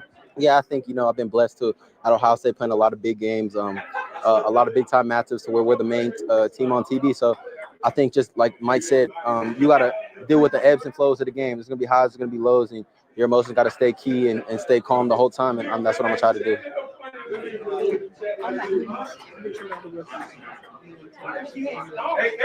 When y'all first got here back in the spring, was there any sort of like talk or meeting or like, hey, this is what we can do as a rookie class? I don't know if there was a talk or meeting, but every time we get together with the other rookies, just excited to go out here and try to make a difference. We just wanted to come out here, like I said, and just make a difference. That's it. And then no Trey or JC in the first game against this team. Like what do they bring when they're back on the field? They bring veteran leadership and they bring playmaking ability. I think both them dudes are a big play waiting to happen. So having them back on the field is super exciting. Can't wait to see what they do. And I know you said you talked to people who have been in the league 5 years. Have you talked to other rookies that maybe have not had as much playing time as this class? How valuable do you think that is when you compare it to kind of people in the rest of the league? Yeah, I try not to sit here and compare what we doing or what we got going on to the rest of people in the league, because you sit there doing that, then it's you're gonna pay attention to that too much. I just try to keep my head and eyes on what's going on in the building and try to help in the team any way I can. Facts, man. Lathan Ransom, I think he's going to be one of the actual X factors in this game, man. That's going to propel us to another win, man. I'm excited about this Rams game. This Rams and Panthers game is going to be great, man. Hey, real quick in the chat, I want y'all to drop y'all score predictions in the chat real quick, man. Drop your score predictions in the chat real quick. Let me know what y'all thinking. All right. Oh, snap. Oh, boy. Yeah, let me know what y'all think in the chat, man. Yeah, let me know what y'all think. Here we go. Yeah, I'm not done. I'm not done with y'all. Yeah, I'm not done with y'all. I'm sorry. I know y'all may be a little upset, but yeah, I ain't done with y'all. Let's see here. Yeah, we beat them week 13. Yeah, we beat them week 13. Shout out to the Rams. Will the Rams avenge their playoff? Oh, hold on. Let me go into this. Check this out. Check this out now. really believe in Oh, the he idea of a that's trap right, game hold on. because I Look at him real quick, guys. like to be ignorant to the fact that a team can't, just overlook a team. I mean, you go through all that prep. Alexis, I think they overlooked the Panthers a little bit. Look at And I Rod. think you see Look it at Rod because now. they Rod was actually just in this outplayed the chat and did that. Panthers. Look at this, But y'all. how did the Panthers come away with Look, three look, fourth we got down him. We got conversions? Rod. I Look don't at think Rod. they took them seriously enough. I don't think Chris Shula had the Rod was best just game over here, plan. I y'all. don't think they took Bryce Young seriously Look, enough. he And that's was what over happened. here. But Look at Rod you're now. talking about a team Next right now time that Rod knows comes it's a over here, y'all win or light go Rod home. up. You're talking Yeah, about a light him team up. now that has been humbled. Okay. They were the first team to clinch a playoff berth, and now here they are playing on the road. That's embarrassing. They are literally playing on the road against a team that did not have a winning record. Okay. So there is something out there. There is some animosity, and I think the Rams are going to take out their frustration, their anger, and I think they're going to win this game. And I think they're going to control this game, and I think they're going to right their wrongs. Yeah, sound like a bunch of idiots to me. That's what it sounds like. Yeah, that's what it sounds like. I should, I'm gonna subscribe to their channel. I'm gonna say Rod. Yeah. Let me put Rod on blast real quick. Yeah, let me put Rod on blast. Yeah. I'm gonna wait till that. I'm gonna wait till that time go down. Yeah, let me see how long it's gonna take me to. Dang, you got to be a subscriber for 5 minutes. Yeah, I'm gonna wait that time. Let me see. Let me pull something else up real quick. Shout out to y'all, man.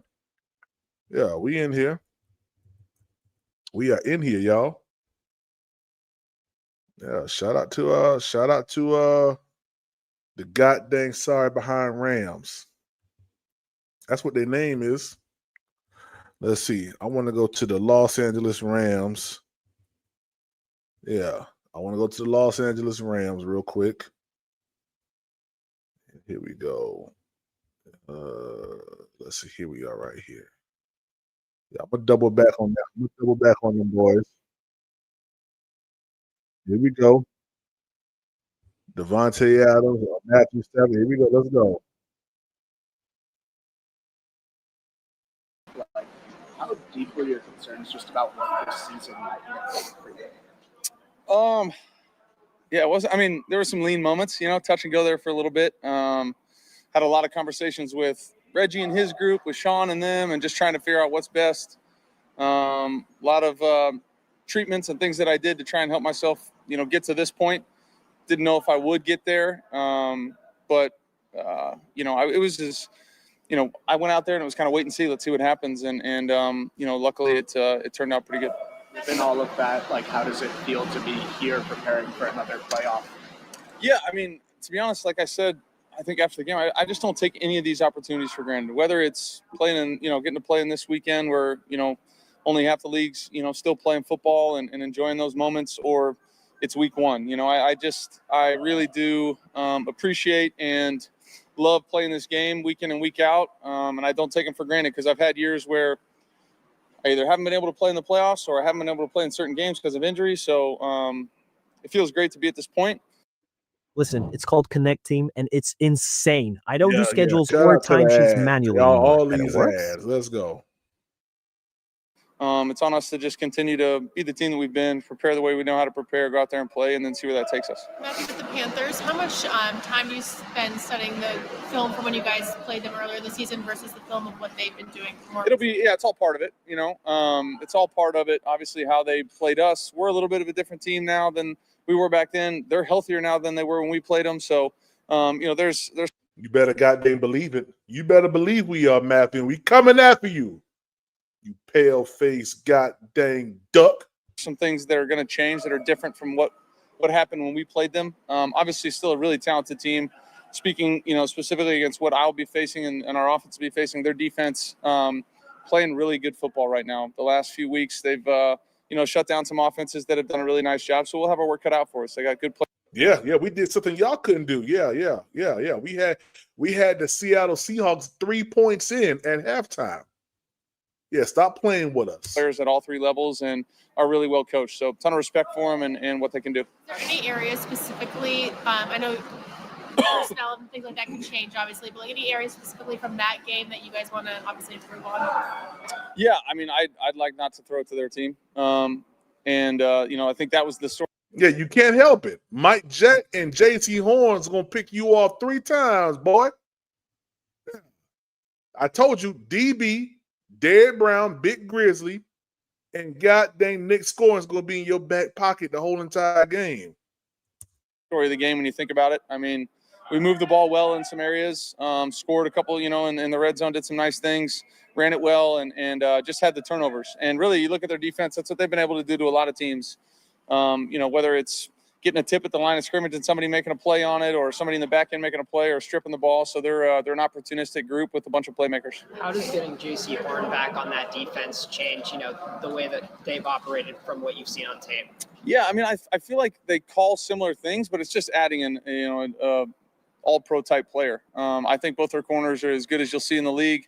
Have unique skill sets to themselves. They play to their strengths. Their defense, helps those guys play to their strength, and they're really good football players. I think as far as back ends go, it's about as good as we've seen all year, and it'll be a good challenge for us. What have you learned about Devontae Since he signed here in March? Oh, a ton. Good golfer. Really good route runner. No, he's a great teammate. I think that's something that you've always seen him, just dominate the opposing defenses, the DBs, make great plays, do all these things, but he's just a great teammate. And that's happened through early season when maybe I wasn't getting him, the ball in some good spots, and we struggled to hit a few things early in the season, to where he was, absolutely dominating people in the red zone. And then when he's been, off the grass for us as of late with the injury, just watching him handle all of that, as a human being, but also as a teammate, and how he has affected our team in a positive way in all of those phases is really cool and unique. And it just goes to, goes to show you what kind of person he is and what kind of player he is. What has been a moment that has stood out for you? No, I think we've learned through it all. I think we've learned through, the really good times, and some of the times where we came up short. We've kind of had opportunities to learn about our group and our team throughout the season, and whether we win the game or lose them, we're always trying to find a way to be better. I can't think of one moment that has impacted me the most, but I do appreciate all of them. You and Dumba. You're a leading candidate for MVP. What does that mean at this stage of your career? Why do you want to as far as candidate or whatever, I mean, I wanted to play as good as I possibly can this year, like I do every season. Obviously have great football, players around me, coaches around me that put myself and our offense in a chance to succeed, in the opportunity to succeed. So we were able to do that. And as far as what it, feels like at this point in my career, I don't know. I've been playing this game for a long time. I appreciate it. But I don't know that it feels different now. I'm sure I'll think about it sometime down the road, but not thinking about it at the moment. You and Devontae have both talked about how it took you a little while to get on the same page early in the season. With him out for 3 games, do you feel like you can just pick up where you left off before he went out, or does it take some time to get that time? Yeah, I think so. I think we've got enough, reps under our belt. We'll obviously get some practice time this week, which would be great. He was doing some individual last week, was able to, throw with him again and see all that. But he's such a great player. I just got to put it in the ballpark and let him go do his thing. This is your second consecutive short week, 6 days. This type of fatigue, is that an issue? No. I mean, adrenaline will be great. We'll be ready to rock and roll. It's playoff football. Let's go. Is it my favorite thing? No, but at the same time, I'm just happy to be, playing this weekend and getting an opportunity to go play. So is it the same in terms of your mental and physical preparation, just taking yesterday as the day off? Yeah, it's just all sped up a little bit, all sped up. You usually come in on a Monday, get a nice run on the lift, kind of flush the last game, start on the next opponent. Tuesday's a nice off day, and that just kind of all gets condensed into one day. And then we come out here and start going. It is kind of nice. I'll take this over a Monday one, though. I'd rather play. Let's get our feet back in the grass and go, rather than sit around and watch a bunch of football all weekend and then be the last game playing. This team does seem to do better with the adrenaline in the short weeks. Is there a reason for that? Just a young quarterback. That's what helps him. Young guy leading the way, turning over quick. I don't know. I know we love to go out there and compete, and we love to play, and obviously, it showcases, some of the the brains and the acumen that our coaches have to be able to get all that done in a short amount of time and be able to relay it to us clearly and concisely so that we can go out there and play fast. And, got a bunch of smart players on our team, know how to A, take care of themselves, and B, get mentally ready to go. Guys that would be projected as DNPs today: Kevin Dotson, Jordan Whittington, Terrence Ferguson, and Josh Wallace. Everybody else was either limited or full. Do you expect Kevin to be able to play? We'll see. We'll take it a day at a time, but I'll give you an update on whatever. What is today? Tuesday? Give you an update on Thursday. Do you have any additional information on what happened to Sean Dolak and Jordan Whittington? Yeah, so unfortunately, we had to put Sean Dolak on IR. I got his PCL. He's a tough guy. He's done a great job for us, so he'll be missed. Jordan, just got rolled up on the back of his knee. We're optimistic and hopeful. We'll see if he's going to be able to make it for this week, but wasn't as significant, and so got some good positive news on that. Will Sean need surgery? I don't know that yet. Sean, what are your biggest takeaways from your earlier season game against the Panthers and what you guys have been? We just didn't do the things that were necessary, Lindsay, to be able to win the game. I think starting off, the obvious big point of emphasis was the 3 turnovers, and they didn't have any. They had some key and critical, 3rd and 4th downs. I thought they were able to run the ball and kind of control the clock. And the possessions were limited. And so, that was the big thing. But, you give them respect. They made the plays and did the thing to be able to win the football game. And it's a good, humbling day for us. And we're excited about the challenge going against them. Yeah, you see, listen, let me tell y'all something, man. See, this is why I like to go and listen to these sound bites here. Because if you listen to mainstream media and everything else, they'll act like the Panthers ain't did nothing in this game to beat the Rams. Yeah, they'll act like we ain't did nothing. That's why I like to listen to what these press conferences have to offer and listen to what these head coaches say outside of media people who don't know nothing about what's going on inside the organization. Yeah, let's go. Again. What allowed them to be effective running the ball? They're good. I thought they played physical and tough. Their runners level the pads off. So you give them credit. You could see they're a physical offensive line. There's an identity in the run game. They got a couple different backs that, do a nice job being able to press it. Obviously, there's a threat of, the quarterback being able to run the football as well. Usually it's in some of the off-schedule situations and scenarios. I mean, you look at the 4th down that he ended up hitting. 336. He wanted to say Bryce is a dual threat quarterback, but he was scared that you was going to say something to him. So I'm going to say it for him. Bryce Young is a dual threat quarterback. Yeah, let's go. And T-Mac on, and it's a great job extending the play on a play that typically the ball's got to come out a little bit quicker. But because the call we were in, it allowed him to be able to extend it. And then he and, T-Mac end up making a great play that ended up being a big difference. But, they're a good football team. They do an excellent job. Got a ton of respect for their coaching staff, obviously familiar with a handful of those guys, particularly on the defensive side of the ball, but they've earned the right to be here. And, we're looking forward to the challenge. And wait, hold on. Say that one more time. Defensive side of the ball, but they've earned the right to be here. And they what? Huh? Hold on. Wait, say that again. The handful of those guys, particularly on the defensive side of the ball, but they've earned the right to be here. And, we've earned the right to be here. So go tell every other podcast, every other news analyst, ESPN, Fox, CBS, PFF. I don't care how many acronyms you want to put on there. Tell them we're supposed to be here. We deserve to be here. We're looking forward to the challenge, and we know what a great challenge it is based on, the experience that we had just, about a month ago. Matthew talks about like you'd rather get a game on a short week than wait all weekend to play the last Same. game. Same. You look at it like that as well. Oh yeah. I mean, you feel like you're waiting, especially, when you go play a Monday night game on the East Coast, that's torture. So, it just feels like you're sitting around all day and then you're ready to take a nap or go to sleep by the time kickoff comes. So, I've always been a big advocate of, you get up and you go. I've always liked those East Coast windows. Most importantly, it's about the players. And so what I think is good for us is 4:30 kickoff is normally what we're accustomed to at 1:25, 1:30 kickoff out here.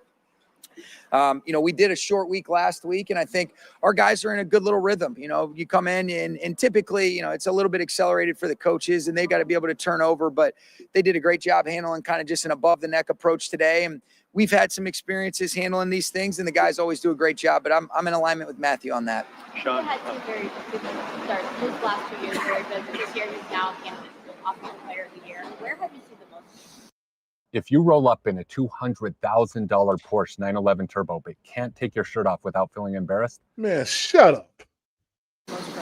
I think just the consistency, the way that he works, Sarah, he's going to get better, just because of the way physically he takes care of his body, the understanding of the game, the way that he's able, he's really conscientious. He's got a great feel. And as you accumulate experience, that can be a really great learning opportunity, like we've talked about with Matthew. And I think he's really leaned into Devontae. I think Devontae's, kind of helped him continue to take his game to another level, but he's so physically and mentally tough. What I think he's done a great job of is he's consistently caught the ball really well. I mean, he's really worked on that. He's always had great natural hands, but, sometimes these guys that have those great hands, you can kind of almost just start to get upfield before you end up looking the ball all the way in. And I just think he's been really consistent, and that's not exclusive to when the ball's in his hands. I mean, he makes a big difference for us as part of the run blocking surface, and he's been outstanding, and, I can't say enough good things about him. How would you measure? Matthew joked on Sunday that he just wanted to get to week 1. That was his only goal during training. Yeah. What has stood out to you the most about the way he's fought through to get to this point of the year? I just think, I'm just so impressed with the consistency of him. I just talked about it with Puka, but you talk about over 17 years, the consistent approach, some of the different things that he's had to overcome. I mean, it's touch and go. We thought, didn't really know, and we weren't getting some of the responses that we were hoping for the back. And, you're sitting there and you could see almost just kind of flipped the switch and made a decision. You're close to saying, all right, are we going to just rest you? And maybe you just take the first 4 weeks and then we revisit it so that we don't have this imaginary timetable that causes unnecessary anxiety. And then he goes out there and he was going to just do individual. And the next thing you know, he hasn't looked back. And so I don't think anybody but him can really understand, what he's overcome, what it takes to be able to maintain where he's at. But what I think you do feel that rubs off on his teammates, Adam, is how much he loves this game. At the end of the day, it is a blessing to be able to do this, whether it's coaching or playing. There's a lot at stake, but man, what a guy that you just watch, that he is totally present. He's enjoying the moment. And I think that's when we're at our best. And I think this team has taken on a lot of the great traits, the toughness mentally and physically, and just the overall enjoyment for, the chance to go compete, but also the ability to celebrate your teammates. And he's elevated everybody that he's around, but it's been really impressive. I wouldn't say I'm surprised though. This has kind of been consistent for him over the 5 years that we've been together. And, I think just grateful to be able to have the opportunity to be partnered up with him. Sean, you're two questions. I'll come back to you. 2 questions. Have you You're stealing it before anyone else can interrupt you. Have you received requests to talk to anyone on your staff other than Chris Shula? I got a couple of requests for some trades for me. No, I'm just kidding. No, no. I don't think so yet, but I do know that those are based on just some of the things that I've heard. I would imagine that Chris will get a couple of requests. I'd be very surprised if that doesn't happen, but nothing official as of yet. And no one else at this point? Not anybody else. Okay. And then secondly, in regard to Devontae, in terms of what you envision for him compared to how he's performed specifically in the red zone, has that exceeded your expectations? Is about what you expected from him? I had high expectations for him, but I think, I think what I've been so impressed with is how automatic and just his game day demeanor and just his everyday approach. So I had high expectations just because of, the way that I had admired his body of work from afar, but he's even better than I thought.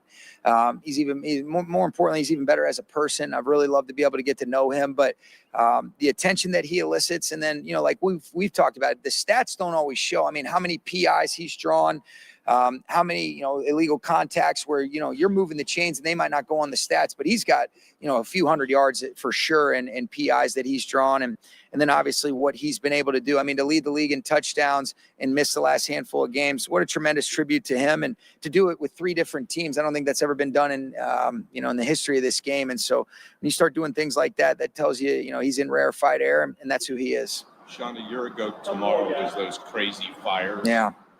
When you look back in the totality of that, what stands out about getting ready for it? Perspective. I think perspective and how proud I was to be a part of our football team and the way the guys handled it.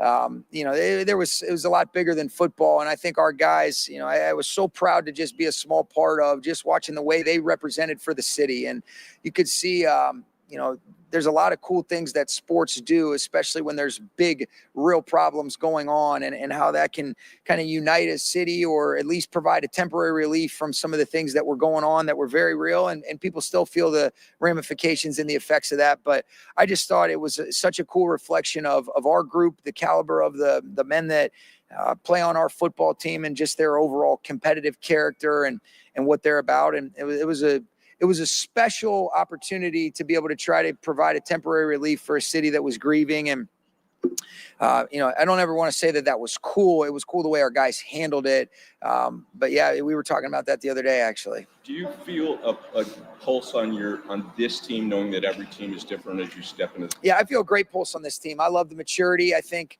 we've had a lot of different experiences through the 17 weeks, and I really appreciate the experience that we had the other day, where you go down 4 points and to be able to, get a couple stops, to be able to have Ethan Evans do a great job of kicking it off where he lands it in the landing zone, ends up as a touchback. The offense goes and scores 3 touchdowns. And next thing you know, you look up and you're up 17. And I think it was good for us to face a little bit of adversity. And I think we've been calloused the right way. And, we're excited to be able to go swing now that this tournament has started.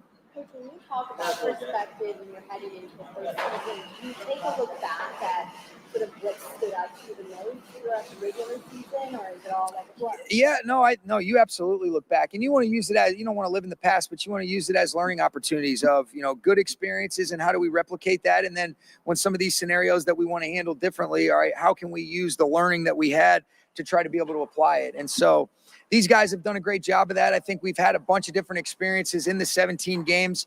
We've had, some really challenging results that, as unique as I've been a part of, but I think it's calloused us the right way and wouldn't want it any other way. And I think this group is, ready to go answer the bell against a great team on Saturday.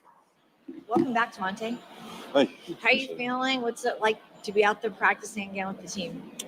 Feeling good. It feels great. I mean, it feels like it's been a year since I've been out there. It's only been a little less than a month now, but it's exciting. I'm excited to be back for sure. Sean had said to us last week that if last week would have been a playoff game, you could have played, but they're holding it out. Can you describe just not the physical challenge, but also the mental challenge of the last couple of weeks? Yeah, I mean, you mean the part of me not being on the field? That's one of the things. I was just talking about this with Q the other day. That's one of the things that I feel like I have never really figured out, is just how to manage that. The first few days is always like, feeling sorry for yourself. And then you realize, especially me being in the position I'm in, guys are looking to me for, leadership and direction still, in the midst of me dealing with the, battling injuries. So still got to be there for them, being strong for the team, being present, and, just finding a way to still include myself in the things and be helpful. So, the first few days is going to be tougher with that. But as you get into it and get into a rhythm, start seeing the treatment and the rehab heading in the right direction, it's a little easier to kind of wrap your mind around everything. And, when you're seeing results and you're starting to get better. So that's, for me, it was the mental part was tougher than the physical. And, I feel like Sean said last week, if we had to, could have went, but just trying to give it a little bit more time just to be smart about it and to load up and be ready to go for a week like this. 4 years since your last playoff appearance, longest you've gone in your career without being in advance. How does that change your perspective going into this opportunity? Well, I mean, it makes you more, grateful to, obviously be in a situation like this where you can have a chance at it and play meaningful ball at this point in the year. But, I also, with that said, I played in 4 NFC championship games in 8 years in Green Bay. So I was just talking about this with a couple of the guys. Like, you have to forgive me if we're not cheesing, ear to ear after the first win. Obviously we're going to go out there and do everything we got to do to get that win. And, we got to play the right type of ball first off in order to be in that position. But, we got bigger goals in mind than to just, survive the first round of the playoffs. So I think everybody's going to have that mindset of just being locked in the whole time and, staying present in the moment so we can take care of business, this week and then, get ready for the next week, if that presents itself. Well, it's not going to present itself. It ain't. Yeah, it's not going to present itself. Yeah, it's not. It's not going to present itself. Yeah, it's not. It's not going to present itself.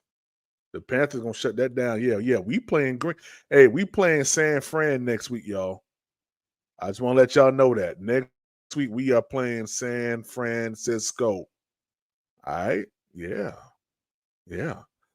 All right. So I done did 2 hours. We talked, we laughed, we joked. They ain't being disrespectful. Y'all suck. Yeah. How that couch feel, nigga? Yeah. Links in the chat. Let's talk some Panthers, y'all. Let's talk some Panthers, y'all. Yeah, let's talk some Panthers, y'all. Let's go. Links in the chat. Oh, man. Links in the chat, y'all. Let's talk some Panthers. I'm extremely excited about this week here. The disrespect is at an all-time high. And, yeah, it needs to be stopped. Yeah, it needs to be stopped real quick. I believe the Panthers are going to go. Hey, what up, T. Cole? Shout out T. Cole, man. Said leave your mark. That's a fact, man. Yeah, I wasn't. Yeah. He said they looking past us, PPP. Hey, man, you think they ain't? And that's what's going to hurt them tremendously. That's what's going to hurt them tremendously, man. But hey, you know what? I always say this, man. Like when you feel like you are the better team and you come out and you lose, don't sit up here and say we played down the competition. Nah, don't do that, man. Don't do that. What's up, Dougie? What's up, Dougie? Hey, I told y'all Dougie. Nah, Dougie, don't call my name. Dougie ain't No, nothing sir. but throat. He ain't nothing but throat and titty meat. Nope, Yeah, that's nope, all he is. Nope. Yeah, he ain't nothing but throat and titty meat. What's up, Doug? Yeah, you see how you starting lies? What lies I started? Talking about you don't look like Ashawn Robinson. And then you sit up here putting AI pictures of yourself. That wasn't AI pictures of myself. In that red suit. Yes, it was, sir. No, it wasn't. Okay. I hear you. No, it wasn't. No, it wasn't. I That hear wasn't you. no AI. Yeah. I hear you. Yeah. I got the original picture. Yeah, show the original. Yeah. Want to sit here and start with me tonight talking about some Dougie over here talking about look like Ashawn Robinson. You was holding that badge pretty tight to chest and had your chest out whenever I was calling you it in before. Now you don't want to hold your badge of honor. What badge? That you look like Ashawn Robinson. Sir, I look like Demetrius Bird. That's who I look like. That's what my mama named me. Just because you got a whole bunch of titty meat, don't be mad at me. Go, Dougie, what you want to tell me, Dougie? God dang. Nah, don't back that. Look, you started it. You started. I came in the chat to mess with you because I was telling everybody whenever I broke the news on your channel, everybody should went ahead and bought their tickets. When I say ticket prices is going up by the hour now, it's too late. It's too late. Oh well. I mean, they just ain't gonna go, Dougie. That's all. Yeah, they just ain't gonna go. I ain't going. I'm gonna be at the crib watching it. But I went back and I looked at it. I actually tweeted the Panthers. I want to say it may have been like about no, I think it was right before we played the Bucks game, or I want to say it was right. It was either we played the Bucks, Seattle. Mm-hmm. It was before it was the bye week. I look back and I tweeted the Panthers. I said, man, it sure would be nice. I sure would kill for the goddamn Cam Newton to come back and hit the drum. I tweeted them that. And then you came back and you said that them boys gonna do that. And then today, them boys dropped the whole thing. Let me put it up on Twitter, y'all. Of course, if y'all did not know, Cam Newton gonna be in the bank. Yeah. Yes, sir. Dougie dropped it last week. He hinted at it. Just a little birdie. My bad, PPP. I didn't mean to interrupt you. Nah, go ahead. Talk your talk. Little birdie told me you came up with a song too, so I need to hear the little song you came up with earlier. Yeah, that ain't no little birdie. That's 336 Ashy Mouth. Yeah. That ain't no little bird. That's 336 Ashy Mouth. Yeah, that's who it was. Yeah, old Ashy Mouth nigga. Yeah. Can I have the honors of hearing the song, sir? Oh no, I was just singing the electric slide. I was just, the bank gonna be electric. Yeah. A woogie. You can see it's electric. A woogie. 330. Oh, Ashy Mouth nigga. Always got that stuff. We got him. That's all I needed. That's all I needed for the night. Yeah, that's all. Hey, but hold on, before you go though. You know I ain't going nowhere. I'm messing. I know you ain't going nowhere. I know you ain't going nowhere, but check this out. Yeah. The king back. Yeah. Hey, Queen City. The king back. Hey, Queen City. I'm pretty sure this is when he came back that second time. But that's the second time. Yeah, this has been floating around Instagram all god dang day. And let me show y'all what else been floating around. Go ahead, Dougie. Hey, I'm saying shout out to Roaring Ride. Like I said, I participate in a little bit of Roaring Ride out here in Dallas. They had the privilege of him hosting his show at tailgate before he walks in the stadium on Saturday. So that's a big yeah. That's gonna be stupid. Okay, hold on. What's this right here? They just dropped something. Come join the tour. Okay, hold on, let me put this up on the screen here for the Panthers. Y'all, it's so much hey, Quantum. Yeah. Get on up here with your ashy elbows. Get on up here. Stop playing with me. Yeah, get on up here. Let's see. They're gonna be at the Charlotte Fire Department. That's a private situation. Then they're gonna do the Bank of America tour, open to the what day is this on? I gotta work tomorrow. God dang. I'd have been up there at the bank. God dang. I'd have been up there at the bank. Okay, Friday, Harris Teeter. Okay, they're gonna be down there on the south side of town, Ray Road. They had 3 events today, PPP. Oh, really? Yeah. They doing this whole thing going around different parts of the mayor. I think the mayor did the drum today. Charlotte PD did the drum today. And I think one other. I can't think of the other one that did it. Oh man, hey boy, I think I may go to the bowl at Ballantyne, 6 p.m. 7:30. Yeah. I think I'm gonna go bowl.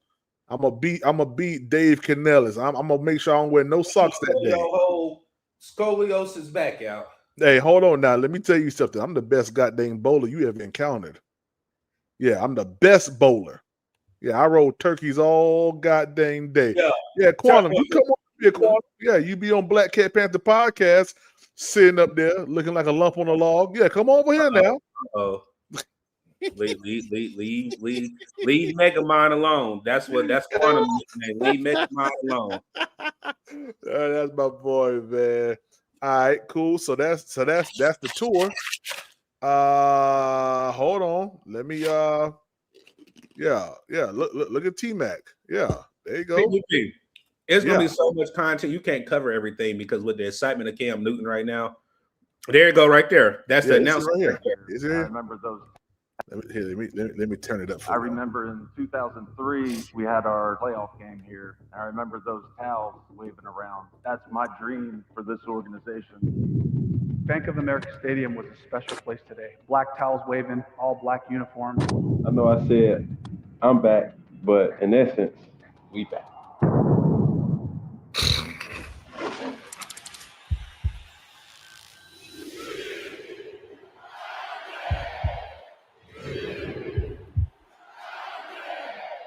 Quantum, man. Quantum. What's up, Quantum? Yo, what's good, my dearest brother? Yes, what's good with sir. you? What's up, Doug? What's up, Megamind? What's going on? What's happening with you, bro? Oh man, what's good with y'all this evening, man? Quantum, man. I'm feeling good. You know, I don't care how. Listen, man. Yes, sir. I'm elated. I feel resolved from the off season and me saying that the Panthers are going to make it to the playoffs. I feel accomplished. And I think the only thing we have to do now is just enjoy the ride, watch our boys get us to the Super Bowl. I mean, that's the only goal right now. Like, PPP. Hold on, PPP. What's up, Dougie? Let's keep it in retrospect. Yeah. With retrospect, you right off the goddamn panel. Yeah. Panthers going to the goddamn Super Bowl. Panthers going to the goddamn Super Bowl, Dougie. Let's take it game by game. Yeah, Dougie, I'm doing that. But I already, Dougie. Look, now look. I see the goal in mind. Dougie, I don't care what you say, Dougie. I don't care. Hey, I don't care. This one thing I got to say to him. This all thing I got to say to him. How much in the red were you already during the regular season? I wasn't in the red. You didn't have week to 11, pay, right? PPP. Hey, let me tell week you. 11. Hey, let me tell you. Y'all can kill it. Y'all can keep saying that over and over again as a point to try to win an argument. But hold on. My 13-4 was over at week 11. That was 4 games. 4 games that the Panthers should have lost, and we would have lost that. If this was 2024, they would have lost that in the first 4 weeks. So I don't care what anybody says. That's about 13-4. PPP. Who am I to take you off your high horse about the Super Bowl? Let me rephrase that. Yeah, you're trying to knock the horse. Let me rephrase it. I'm going game by game because again, we don't know what this journey that you speak of, what may come about it. Who may be playing, if there's injuries down the line, what have you. You say in the Super Bowl, hey, I'm not going to take you off that high horse. But I'm just worried about Saturday, my time, 3:30. And then once that game is over with, what we're going to do. Dougie, what you talking about? We're going to win Sunday. We're going to win Saturday. I didn't say we weren't. I got a question for both of you guys. What's How about it? Check this out. Yeah. Can Bryce fulfill the prophecy? That's all I want to know. It's already happening. Hey, it's already happening. I'm not even about to entertain you because you about to have Prime up here speaking in tongues. We about to have a holy service. You about to have Prime up here speaking. Look at Kitty. Look at Kitty. Excited. See, you see Kitty. What'd she say? Kitty. And you sat up there on that beautiful, wonderful, beautiful, awesome podcast called the Black Cat Panther Podcast and allowed them to tell you that they was not excited about getting to the playoffs. But look at you.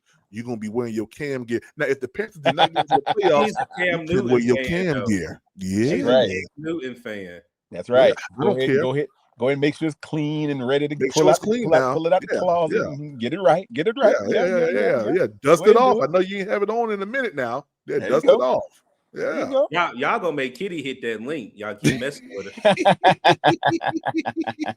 Now, Miss Kitty, if you hit this link, I'm gonna go on mute because she gonna have PPP fall out that chair. All right, I'm gonna tell her her husband to load up. Yeah, load up. Before she put her rifle down, she gonna take one shot at one person before she put the rifle down. Not just me. It's gonna be me and anybody else and one other person. I was going to ask her a question. I'm gonna wait till one of the Bryce detractors come up here. I'm gonna ask them a question when they get up. Why you won't smoke tonight, man? Yeah, let me text one of them real quick. I'm gonna say, bring your cornbread fed. Doug, I don't want it, Doug. Why you won't smoke tonight, brother? I don't want it, Doug. I promise you I don't, man. But sometimes, man, the commentary just gets beneath the skin surface. You one of them that's a fiend. You got to get hooked up to the IV machine and put it in your veins. Intravenously, my dear brother. Intravenously. You got it. Hey, Quantum, how sir. How do you feel about the disrespect that's coming from mainstream? That's coming from, Vegas saying we're 10-point underdogs at home. PPP, why you ain't answer that? Why you ain't answering that question? Because I can definitely tell you why. And I can too. You go ahead, Doug. I'll go after you, Quantum. Go ahead. No, Doug. Say it with your chest. Say it with your titty meat. Go ahead. I'll come after you, Doug. Go ahead. But PPP. Say it with your titty meat. Go ahead. Quantum, I'm gonna let him have it. This is his platform, but watch, he gonna call me, and I'm a light. Quantum, Dougie be having twerk music on his channel every time he get a super chat. You know that, right? I don't. Every time he get a super chat, he be playing twerk music. That. Oh snap! One of them pulling up right now, guaranteed. Oh, boy, I knew it. Probably. I'm going quiet. Hey, she got the platform. I'm going quiet. Go on mute, Doug. Go on mute. Can I get that illustrious introduction for my first time? Oh, snap. Miss Kitty in the building. Miss Kitty, I'm always going to hit the sirens when you pull up on the stage. How you doing? I need that Silent Hill siren.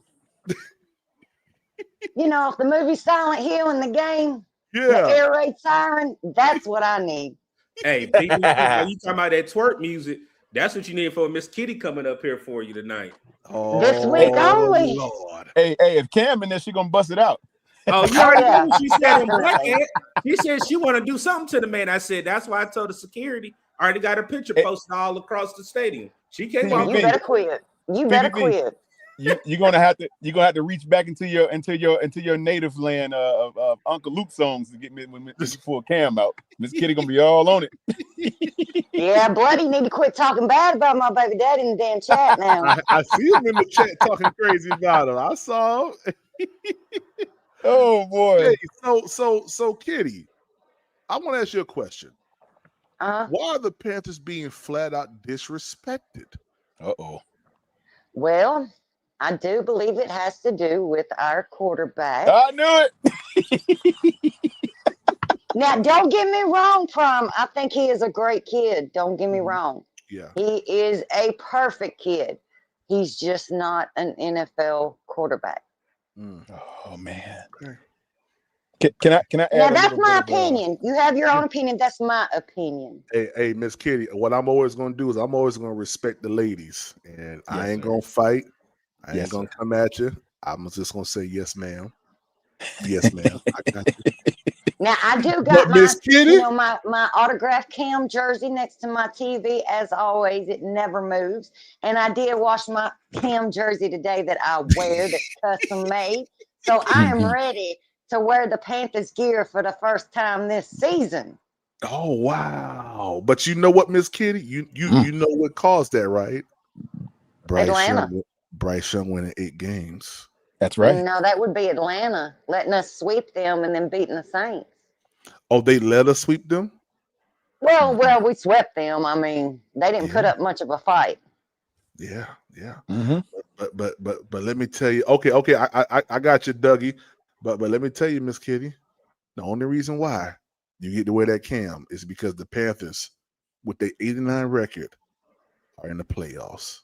That's all. That'll be the only that's the only thing I can thank Bryce for is getting my man back in that building. Hey man, let me tell you, boy, Cam Newton is going to electric. I ain't gonna lie, just the thought of it, I know, has me like almost in tears, yo. I'm not even gonna lie, man. You got butterflies. It's like an anxiety rush. Yeah, man. Can I add one thing, PPP, about your question? I got to say. Yes, sir. Your question regarding what do I think about the media outlets just bird crapping all over us, man. Like we're walking out, just pigeon crap everywhere. First of all, that swagoo. First of all, a guy that nicknames himself after ragu like he ate all of it ain't got no reason to be saying nothing about nobody. Yeah. He ate all the ragu, by the way. So I don't want to hear nothing he got to say. First off, okay. Now I've heard little bits and pieces around the way, but I think that was the main one that really got to me. I said, well, who does he think he is? When last time his team he played for went anywhere? How about that? Okay. Well, one playoff appearance in the last 28 years or something crazy like that. Am I right? Hey, Quantum, you're right. Quantum, hold on right quick for me. Gotta let my man Will Robinson. What up, Will? What's up, Big Will? Green 80. Green 80.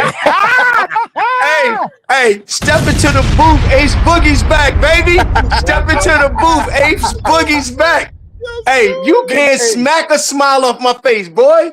You can't smack a smile off my face. I got a new nickname for my guy. Gear on the Panther store again. Hey, PPP, I got a new nickname for our dear brother that just popped up here. Best Big Willie style right there. What up, Big Willie style? hey, I'm gonna call you Big Bang Boobs. And everybody, you know exactly what I'm talking about.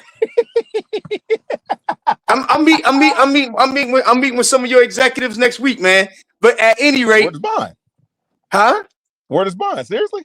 Yeah. Really? Oh, I meet with your executives all the time, man. Oh, all the time. What's up? Why are the Panthers being flat out disrespected, my brother? Please tell us. But you know why? There's a couple of reasons why. A lot of people have short-term memories, And they our Twitter sphere, or what they call X or whatever, our fan base have been fighting amongst each other, and there's been a lot of stuff going back and forth. And over the last 3-4 years, right? And we went through a 7-year slump. So just because we went through a 7-year slump, they think our fan base and our franchise are the Browns or the Jets. Yeah. They got us fucked up. Yep. That's Say it one. again. Two, another important fact that I want to point out is no one expected us to get into the playoffs. No one expected us to win 4 games. Nonetheless, win 8 games and slip into the playoffs. Yeah, we got some inconsistencies. We got a lot of stuff going on. But you know what? The NFC South got more victories amongst the 4 teams than the AFC North total. Facts. Wow. Facts. But they sit up there and they talk about us like we dog shit. Facts. Yeah. So so you know what? I swear to God, I am going to be insufferable. Panther Twitter is going to be insufferable at 8 p.m. on Saturday. Facts. Yes, sir. Yes, sir. Facts. It ain't got, you know what? And here's the thing. It has, what I hope the Panther fan base realizes this. It has nothing to do whether you like the current quarterback or not. It has nothing to do with that. It has everything to do with, since 1995, we've been considered a small market franchise. We've had 2 Super Bowl runs, and they act like we ain't been nowhere. Facts, man. Facts. Hey, can I say something, Will? Let me just taper on the backside of what you just said. I got to ease in here, buddy. Ease in here. Oh, yeah. Let me do this. Okay, now I've heard some people saying, now this is a very, very irrational and radical comment. I've heard people say, you guys got in on the technicality. No, man, that's bogus. There's no such thing as a technicality in a system that's designed for technicalities, first off, okay? Facts. Everybody's in on the technicality. It's just a matter of the seating and where you sit, first off. I am sick of people just trying to take any way they can to throw us out there to say that we're just minnows or chop suey. No. And you know what? I me? want our defense to bust their ass. That's what I want to see more than anything in this world, because they make it out like Matthew Stafford is God. Yeah. Yeah. I want us to make him look mortal, us pick up this damn W, and truly is for the Swagoos of the world. Is for Stink that be talking all that shit every time we call our games. It's for what's the guy name? Dan Lebertard says we're the most boring team in the NFL. So the running back, LaShawn McCoy, he talks. Shady punk ass. And he always caping for the Eagles. The Eagles cut his ass and sent his ass to Buffalo. Fact. It's so many of them. I think I'm gonna have to write it all down and get myself organized, and then start tagging PPP because he got the larger platform, so he could start considering mass assault. There you go. There you go. Yeah. And shout out to Ocho, man. He's the Lone Ranger out there propping us up. You got to give him mad support. Exactly. Ocho, man. Mad props to Ocho. And when we win on Saturday. Yes, sir. And you know what? Here's another thing. Can I say this other thing? I'm going to point this out. You think, brother? Okay. There has been a bunch of posting on X and all that stuff. We won the NFC South. The only thing we won is a harder schedule. Yeah. Slap the shit out yourselves. Let me point something out. The Georgia Pigeons, right? So as we play the Seattle Seahawks next year, the Georgia Pigeons play the San Francisco 49ers. That's the cancellation prize? That's the consolation prize, brother. So in other words, let's lose so So we play the 49ers instead of the damn Seahawks. That makes no sense to me. Or and here's another one. Or they play Green Bay and we play Chicago. Shoot. That's the cancellation prize. Yeah. And everybody like, ooh, look at this schedule. Ooh, I'm like, y'all looked at the other schedules before you said some dumb shit like that. Hey, wait. I'm sorry. I had a cup of coffee late this afternoon, gentlemen and ladies. It's and Cam Newton coming back. I'm overstimulated, gentlemen. I'm sorry, PPP. Nah. I didn't mean to take over your podcast, bro. We'll talk. My bad. Will. Go ahead, Quanah. Go ahead, well, Quanah. I was gonna say something, Will. It feels for the naysayers that I understand the dominance mentality. Everyone wants to be a 13 and 4 or like PPP schedule. Everybody wanted to be that. Okay, what team doesn't want to dominate? But the mere identity that we have established since last season, when we were look, man. If anybody were to say we were going to go to the playoffs this year, you'd be lying. Outside of PPP, because he said 13 and 4. No one else saw us getting to the playoffs this year. Okay, we all thought we would do very well. We didn't think we would get into the playoffs. And the fact of the matter is, since we got there, there's still complaints. It's like, bro, we're in there. It's not a technicality. We are there by virtue of the structure and the schematics of how they designed the system to weed out the people who are not going. The fact that we are in there is a testament to how, we fought through our shortcomings and we've arrived where we're supposed to be. If we weren't supposed to be in the playoffs, we wouldn't be in the playoffs. It's just that simple. But we are. Get used to it. The people who are mad about it, it's like they're mad about the things that they should be happy about. It's like they're mad that the quarterback is not the guy that's represented. But let me ask you a question. Do you guys think that we would have had Matthew Stafford as our quarterback going into the playoffs? Would they be as happy or would they still be mad? Y'all tell me. Never be happy. Oh, they'll be elated. They'll be happy because here's the reason why. I think I said this on another podcast. People would much rather be angry and they would much rather be right than to be happy. Exactly. Hey, listen. Listen, I was a CJ Stroud guy. Yeah. But if Bryce Young put me into the playoffs, what am I complaining for? Fact. You know what? That's it. That's it. They just don't want him. That's exactly. Hey guys, if you go back and look at some him. of the Super Bowl winning teams of the 2000s, Trent Dilfer was no all-star quarterback, but do you see Ravens fans complaining that they won a Super Bowl in 2000? They think they're gonna turn it back in? Exactly. Come on, man. Nah, they ain't turning it back on. Or the Steelers with a rookie Ben Roethlisberger. Nah, they're gonna take their championship. Who cares? Because Seattle Seahawks fan base can't stand Russell Wilson. They hate his guts. Yeah. But you think they would gonna get that trophy back though? But they ain't gonna get that damn Super Bowl trophy back. Nope. That Lombardi is gonna stay right there. We some straight weirdos. I'm telling you, man. We're some straight weirdos. People fell in love with Cam Newton, man. He's so charismatic, man. So people. Oh no. When they don't see another Cam Newton walking through the door, man, they lose their mind, man. Hey, here's what I would tell you. There is a subset of the fan base that couldn't stand him. Yeah, I've heard that too. They said oh my God! Say they wouldn't even want the trophy if he won it. They wouldn't want it. A certain persuasion, too, exactly. Right? A certain persuasion, yeah. It's a certain persuasion and certain people of the darker skin hue. Okay. Because he too flamboyant. Who he think he is? Well, he's showing off and all this that. No. Are you serious? Nobody said nothing when damn Aaron Rodgers did the discount double check. Nobody said shit. Said a word. What it is, Will, it's an incorrigible mindset is what it is. These people, man, they're never going to be happy. I mean, you're not going to have a freaking ironclad team from top to bottom. And sometimes those teams get knocked off when you don't expect them to. And when we're building a good team.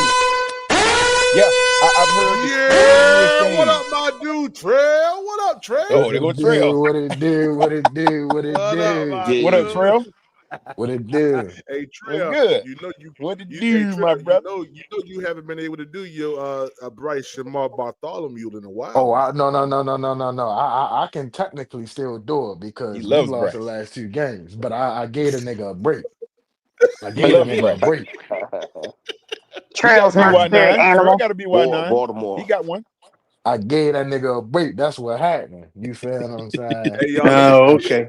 real quick. I'm gonna pass it back over to Will, but let me tell y'all, Trail is probably one of the most smartest, accurate, I would say, amateur analysts that I've came across on this platform, and I'm encouraging this brother to please start a podcast up because he is very, very knowledgeable about football, man. So Yeah, I just he want is. to say that, Oh man. yeah, Yeah, that's dope. It's Appreciate it. love. It's Appreciate it. You love. know yes, it's tough sir. now. Word. Okay. Just don't bet Well, him. Just don't well. bet him. Just don't bet him.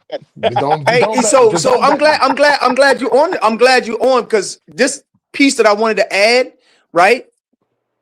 I truly like what we're building in Carolina, right? I think our defense is improved. We still got a ways to go. Our offensive line, even though we plugging people in, we're still being able to maintain. We're starting to get some weapons on the outside, on the perimeters. We're starting to, our running game kind of took a step back, but we still have a decent running game when working. We're inconsistent, but we're building. And the two things I want to point out is this. I think that we'll be more attractive in the offseason for players to want to sign with us in free agency. If we want that player, we probably could have a good shot at getting them, right?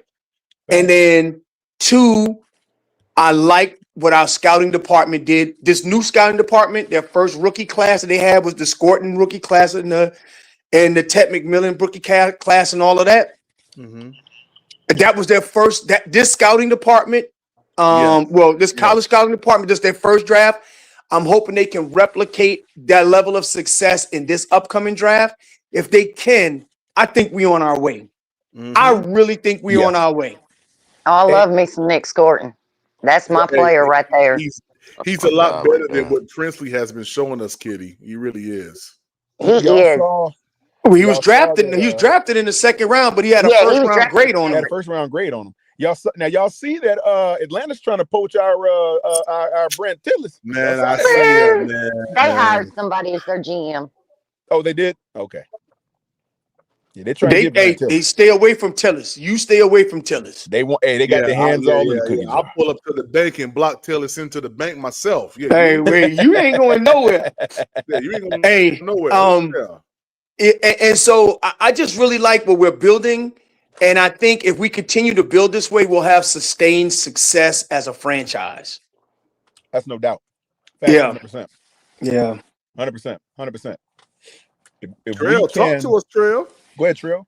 Well, the answer the pickup what Will was saying for real. First and foremost, we going to have to get off of these bad contracts. Some of these bad contracts that we got, and I get it because at the time we wasn't. You get what I'm saying? We wasn't where we was Right. at now last year and 2 years ago. So if you take it back to like I want to say year one of Canales, but like the more so the last year when we had Matt Rule, we had people like Shy Tuttle. We let Shy Tuttle go to get a Treshaun Wharton. You get what I'm saying? When really he's only like a level better than Shy Tuttle anyway. And we paid him kind of like a big contract for the player that he is, and he hasn't given us nothing back. You get what I'm saying? And that's something that we're going to move off of. Christian Roseboom, he's been on he on a 1 year deal. You get what I'm saying? It's like when you look at the stats, the stats will tell you he got over 100 tackles, so he had a productive season. But what you have to take a little deeper dive into it, and then you'll realize him and Trevor Wallace is top 10 in missed tackles. You get what I'm saying? And so Yeah. now, to bring things around and stuff, we at where we at now, and we could have took the defense from where they at now to another level if we had the requisite talent on the team that we got, and now we got the opportunity to get it, like what we were saying, because now that we made the playoffs and now we done knocked a couple heads off doing the year and stuff, you feel what I'm saying? Is giving us is giving us a more of a like a recognizable name, like yo, I could go here, you feel what I'm saying, be Yup. productive here, and Makes then us we more could attractive. exactly, Really does. exactly. And Hey so now Trail, we coming around in the hey, what's up? What's up? hey Trail, put a pin in it just right there, real quick. Gotta let my man 336. Oh, my motherfucking nigga, Snap! my What up, motherfucking 3-3? 336 was good. What up, fellas? What What up, it What's do, fellas? my going on, guy? 336? What's happening? What's going on, man? And not a whole lot, chilling. Hey, What's going Trail, on with go y'all? ahead. Then I'm gonna The push it voice on of over to reason. 336. Go ahead, Trail. Finish No, up, you my good. You brother. good. Well, but yeah, just the thing is like it's going to be a little challenging this year because we're not picking inside of the top 10 like we had been for the last couple of years. Now we're picking outside of the top 15, more specifically Oh snap! around 20 to 30. You get what I'm saying? And I like to use the Chiefs for an example, right? We may not, and I'm not saying I'm not trying to doubt the team or none of that, but more than likely for where we at right now, we're not going to finish around 26 to 32, right? So we're Yeah. going to finish between 19 and 25. And around that time, you're going to be getting, towards the later draft compensation. You get what I'm saying? So now the scouting department really has to do their job because it's a heavy linebacker draft. It's not much of an edge rushers draft. And you got a real good safety in Caleb Downs there. And what I was thinking was me personally, if we choosing just outside the top 20, I wouldn't want us to take like the third or fourth best linebacker in the first round because that's a heavy need. You get what I'm Right. saying? If somebody like Caleb Downs is right there, or like the Take him. dude, I forgot his name from Auburn, if he finds a way to fall to us, or Sonny Style finds a way to fall to us around the range, like where we like 2 or 3 spots behind, I think we should trade up and take that piece and all that. But right now, like where we at, bro. It's going to be a lot. It's going to really. This draft right here is going to tell us what we really got in our scouting department. And that scouting department, if it pan out, that scouting department is going. You feel what I'm saying? It's going to take the Carolina Panthers from here to the next level. Hey, So, but 336. Hey, We truly a 336. best player Yo, available draft pick. Hold on, fellas. 336. I'm about to bring your arch nemesis on the panel right now, man.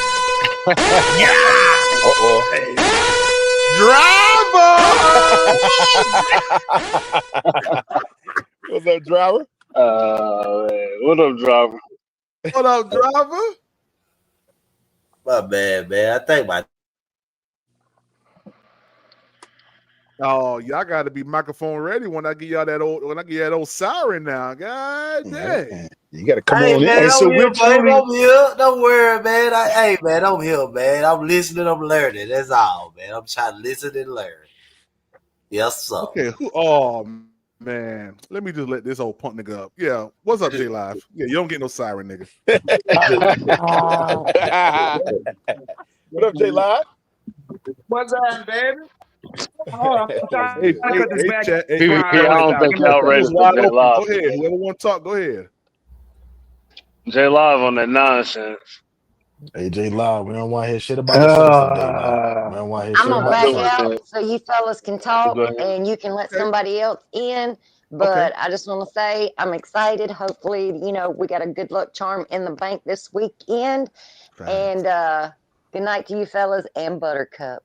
Good night, Kitty. Hey, Kitty, I appreciate in you, the Kitty. building. Hey, now, Cam got to take a back seat when I come in there, Miss Kitty. That's just what it's got to be. But go ahead.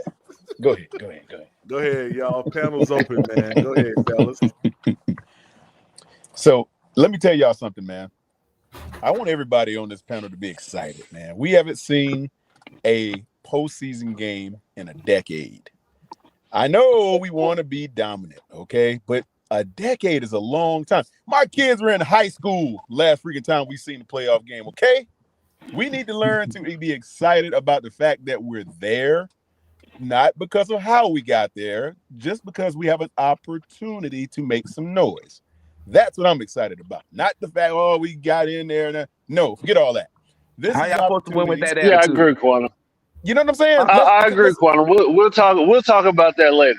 Yeah. Because I think we're gonna have to revisit it. But We're gonna have to we'll talk revisit about it. But that. look, we're gonna have to take let's revisit it later, because right now, let's be excited about the opportunity to go in there and make a name for ourselves, because we had a lot of Carowinds opportunity. I call it Carowinds because they're roller coasters everywhere. Okay, up and down. But now that's beyond us. Now everybody's 0-0. We have an opportunity to go and hit these dudes, slam in the mouth, and I love hitting people in the mouth. Okay, that's where I'm at with it. So y'all can have it, man. Go ahead. What y'all PvP. I mean, don't y'all want to, tell it back your expectations, though? You know what I mean? Nah, G-Live. Just let him have it. What the heck is he talking about? So why tailor back my excitement and expectations? Because we know what it is. Hey, what is he talking about? We know what the Panthers heading for. I don't want y'all to get, because look, Hey, hold. J Live. Uh-oh. Hey, I'm a come on, Panther man. too. What is he talking Hey, come about? on. Hey, I'm get a somewhere Panther and too. hey, get somewhere and sit down, man. You running our light bill up talking like that, man.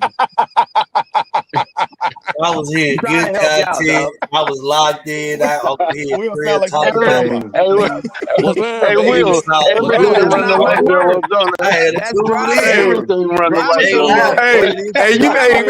Hey, that was my daddy. Hey, man. Hey, son. Hey, son, you in there watch the take you on to watch them damn dishes. You running the light bill up. Shit make no How? sense, right? Turn that TV, that fan, and that remote control off. Turn it off. No. Turn the TV down. It's too loud. You're running my light bill Nah, up. but look, honestly, they right, bro. Y'all need to take in the moment. You know what I'm saying? Because it's gonna be a while before y'all get here again. You there? Yeah, let's So I don't know about that. Okay, I don't subscribe to that at all. I don't believe that. I don't believe that at all, my dear brother. I don't subscribe to that. I don't subscribe to that. That's what it is. Hey, J Live, what you, a Saints fan, a Bucks fan, what? No, I'm a Panther too. I'm a Panther too. Because you keep saying, because you keep saying, hey, Will, because you keep saying y'all. Oh, because he keeps saying y'all. I know J Live is Saints fan. Let's do his accent, Will. You can tell right now. Look at his name. Look at it. He spelled it wrong. Look at him. I'm S Panthers too. Look at it. Oh damn, I fucked it up. But y'all get me though, huh? Stupid. Yeah. Hey, so at any rate, you were an imposter. Yeah. Hey, you know, you ever been somewhere? And you know, we all sitting around having a beer, and somebody come up and walk up next to y'all and start talking, and he the one that passed gas, but he act like he ain't the one that passed. That's J Live right now. Yeah, we know exactly what it was. Too. He's stinking up the whole area. You know what I'm saying? I'm the voice of reason. Because sometimes we don't need to be real the fuck back in. You know what I'm saying? Hey, well, let me ask you a question. Who asked you for your reason? See, that's the thing, bro. I don't require another niggas to ask me. I just let you know. I'm offering help. My advice. J Love. I changed his name for y'all. Yeah, I changed his name to Carolina is the best. Yeah, there we go. I did that. Yeah. Hey, J Love. Quick question. You mother. Hey, J Love. I just hold on. Just quick question, real quick. J Love, who y'all playing this week? We got San Fran. We got San Fran, bro. They playing okay, all right. The Couch Monkeys. Yeah. All right. Hey, this nigga playing in the Madden tournament. Nah, we got San Fran, but no, we got a flex schedule. We play at 11 p.m. Ain't nobody playing with the Saints on Madden, bro. Hey, J Live. I got a question. Hey, J Live. I got a multi-layered question for you, brother. Multi-layered question. If you can humor me for 1 second, if I will, okay? Let me ask you a question. You're from New Orleans, right? You're Creole, brother. You like spicy food, brother? Yeah. Okay. Do you like peppers in your food by chance? I don't like where this going. Yeah, like peppers. Answer the question. You do? You like peppers? Okay. I like peppers. I like jalapenos. You do? How about Carolina Reaper? You like that one? What's Carolina Reaper? BY9, baby. What's Carolina Reaper? Young 9. Nigga, Green hey, 80. Yeah, don't play with me now. You know Don't who Carolina play. You Reaper know what is. it is, J Live. Come on, Man, I never heard of that before. Carolina Reaper is a Enlighten me, ghost my pepper. brother. That's a ghost pepper, J Live. In case you Yeah, didn't look know. at him. Yeah, Ghost look at pepper. him. That's a ghost pepper for you, brother. We don't like it that high. Hey, well, that's what the Rams said. Gotta let my boy up here real quick. Hey, honestly, bro, out of all the teams, I think y'all could beat those Rams, What up, bro. Cardiac? Yes, sir. I think y'all could beat those Rams this week. Facts. Cardiac, what's up, man? What's up, guys? What's good? What's up, Dr. Cardiac? Talk to me, man. How you feeling? Hey, good, man? tell me why the Panthers are being flat out disrespected, man. Talk to me.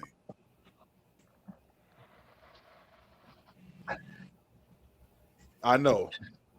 Bro, because it's they hard don't out know. here for a Panther fan, man. Because they don't know. They don't know what's coming for them Saturday. They don't know. They don't I know. don't know, but Hey, Chet, let me ask y'all a 10-point question. underdog. Hey, Chet, let me ask y'all a question real quick. If this guy busts, APVP. No. Ain't that I XL? I say no. That's XL, yes. hey, Trey, Sock, you want to square up on me just now? When I APVP. No. Put that cruddy head light skin nigga up on there and ask the same fucking question. Now, Trail, see, when we did this in year 2, right? At the end of year 2, they tried to crucify us around here for that. For the Us same haters, thing with somebody else. we not Panther fans. This and that. Now y'all doing this to the country, nigga. Huh? What's on the card? Hey, Trail, let me ask you something, my Look at brother. the double standard. What's up, Quantum? Let me ask you something. You a Jordan Love fan? I don't know. That nigga ass. You don't like Jordan Love either? What do No, you think? not at all. You want me to tell you why? Go ahead. Yeah. Why? Because he has a big arm, right? He has a bunch of weapons around him, but he doesn't know how to utilize his weapons to their full potential. He throws off his back foot. When he throws down the field, he puts a lot of air on the ball, and then he waits until his receivers are 50 to 60 yards down the field, and then he ends up underthrowing the ball or he overthrows the fucking ball. How the fuck do you overthrow a 4-2-4-3 receiver? Yeah. Gotta be Let talking me ask about you this. Bryce. Decision making is just Well, let me ask terrible. you this. Let me ask you this. Gotta be talking about Bryce. Hold on. Let me ask you this then. Do you think, despite the fact you don't like him, do you think he had a good season this year? No, sir. He had an okay season. Okay. You think he had a good season last year? No, sir. He had an okay season. Okay. All right. Well, I'm just asking. I mean, I saw his numbers, and you know who they looked like last year? But like Bryce Young's. That's right. That's why I say he had an okay season. Hey, Quantum, it's a reason why. Hey, they done heard these stories before, man. No, I never heard that. They done heard these before. Hey, that's good, Trail. Trail is very well studied. I like it, Trail. I don't just watch the Panthers. Trail, you very well studied, brother. I like it. I'm impressed. I told you, man. Jordan Love podcast, man. Jordan Love is a product. He's a product of the scheme and the players around him. He goes as far as the defense takes him in the run game. Yeah, see, Quantum asks you 42 questions trying to get you. That's what it is. Oh yeah. Hey, that's what me and Quantum gonna do. We're gonna line you up real good. I'm always a step ahead, brother. Always a step ahead. Just know that. Hey, Chat, remember? Hey, Chat, do y'all remember this right here? Do y'all remember this? Heck no. Who was that? I remember this. I remember this. I don't. They got my mask looking like Kyle Shanahan for real. Y'all don't remember when Bryce yelled at Dave Canales on the sideline? Oh yeah. Y'all don't remember that? Yeah, we did that. Bryce said, fuck that. No, we never seen him scream on Dave rubbed him on the back real quick and was like, "It's okay, it's okay." Dang. Bryce fucking snapped on him, bro. I can't believe y'all forgot that. Who did we play, PvP? Was that that Miami game? I never saw it. No, that was Jacksonville. That was Jacksonville. Oh, that was the first game of the season. That was the first game of the season, right? That's why I can't remember. No, I said I never saw it. Yeah. I can believe it happened though, because man, Bryce played ass first game of the season, man. He needed to cut somebody out. Do y'all remember when I gave Bryce a write up? Yeah, Do y'all remember when I gave Bryce a write up? Yeah, I remember now. Yeah. Yeah, we must win the next games, or I'm cutting him from the kit. Yeah. Look at me. I said 3 more games, Bryce. That's messed up. Hey, PPP, what time you buy that ticket at, brother, to get back on the train? What time was that ticket? Oh man, right here.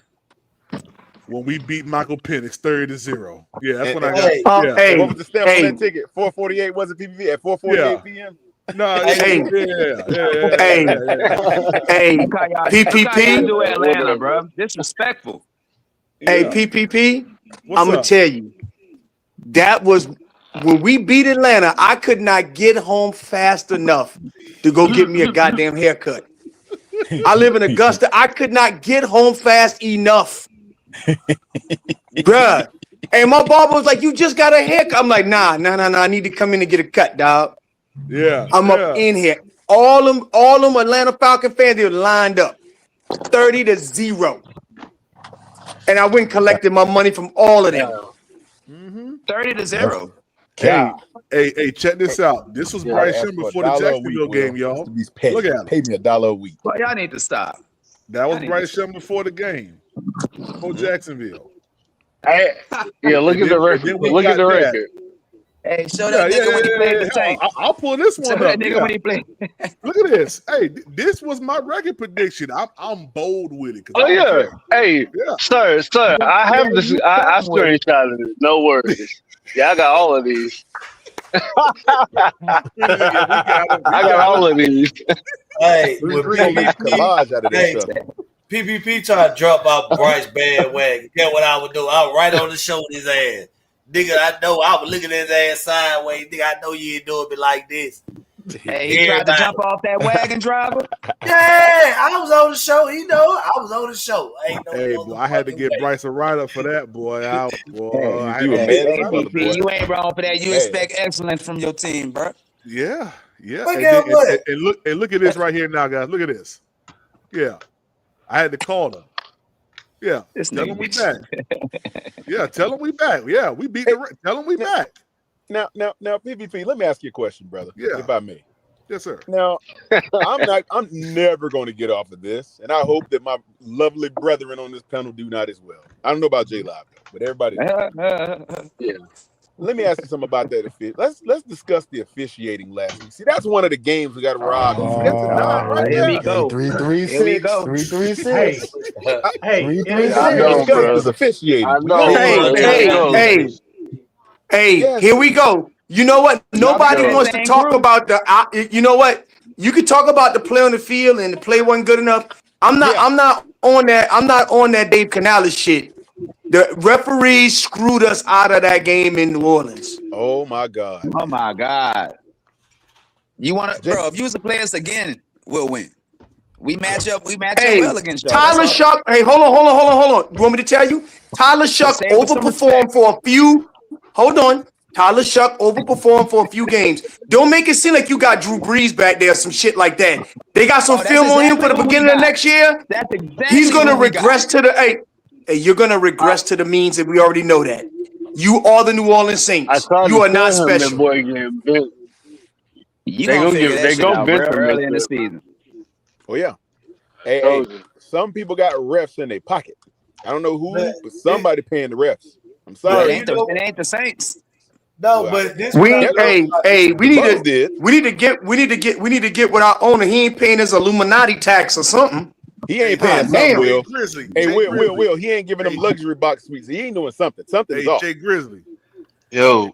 You said in the chat that you text or you inbox Cam and Peggy responded? Yeah, I was I was fucking around yesterday. I said I'm about to hit this motherfucker. I'm fixing to hit him in his inbox. And I was like, I was trying to upload it on here so you can see it, but I don't know how to put it on the StreamYard. But I hit him in the inbox. I didn't expect for him. I know he don't read his shit, but I hit him. I say, hey man, if you don't bring your butt and come pound this drum, sir. And so I hit Peggy up right after I hit him up. I say, Peggy, if you don't get Cam down here to pound that drum, sir. Now, this was yesterday. Yeah. So today when the news popped, you know what I'm saying? Peggy hit me up talking about, I just saw this, and he hit me with the strong arm and shit, 100. So y'all do know Peggy from Charlotte, right? Y'all do know that. Yeah. I didn't know he was from Charlotte. I knew he was from North Carolina. I didn't know he was from Charlotte. That's Man, where he that met nigga from Cam. Utah, man. Yeah, let's Oh, get damn, I might.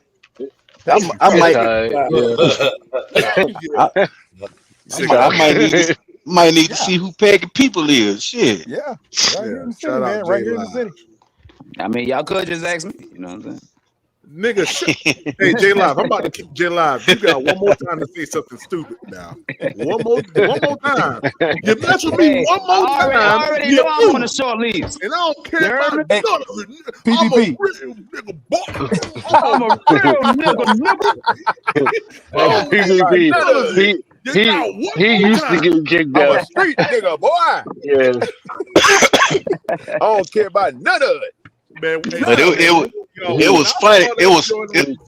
When I saw that joint, man, I couldn't stop watching it, man. That thing was too funny. Oh, PPP, when Buddy threw the glove, I was done, bro.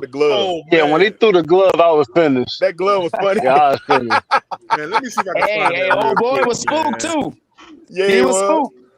Yeah, he was. Yeah, he was scared. Because you know what? That dude act like, I think he was a mild-mannered dude. You know what I'm saying? He don't look like he was old rah-rah. Yeah, but it looked like he just got pushed over the limit. That's gonna be Tyler Shuck next year. Yeah. Hey, That's y'all gonna be take Tyler shot. Shuck Hey, if next we year. was to trade Tyler Shuck, even trade Tyler Shuck for Bryce Young, who taking it? No. That boy Y'all getting lying. benched, J-Live. Y'all lying. I promise you, he gonna get benched next year, bro. Hey, J Live. Hey, J Live. Hey, J Live. You're used to the echo chamber that you used to talking to. That this different over here. I ain't saying Bryce Young the truth, but he better than Shuck. All right, let's clear that all the way up. All right, hey, all right. Shuck was on pace for 4,600 yards. When was Bryce ever on pace for 4,600 yards?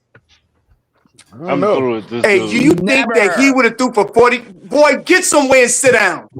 And you know what? If you extrapolate 5 games and then say, listen to me. Listen to me. I'm not here to debate you on Bryce Young. I'm just telling you that you used to the echo chamber shit. Bryce Young is better than Tyler Shuck. End the discussion. No.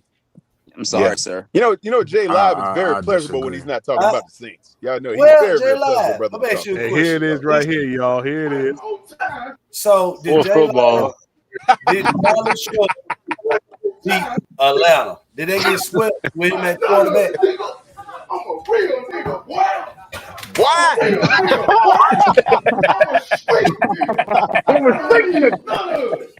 I'm gonna give you one more time. PPP. And you're through. He said, and you're through. Hey, you listening, bro? Hey, hold on. Did y'all see this one?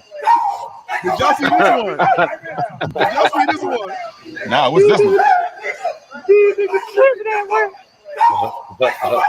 Oh yeah, I remember this. Same dude. I never saw same this. guy? Yeah. That's the same guy.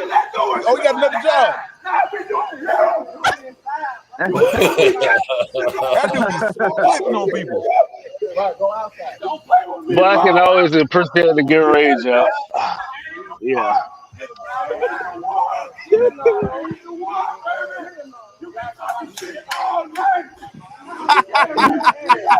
I guarantee you that nigga on Part-time job. That dude That's be going the fans after the game. Hey, people, you gotta hit that dude with a forklift. That's funny. I know that dude can't keep it. That dude cannot Hey, keep he it must up. have made that video after the first one, huh? He be flipping out on every job he goes to. Yeah, that was his second job. God, You know, dang. if he has a problem everywhere he goes to work, maybe he's the problem.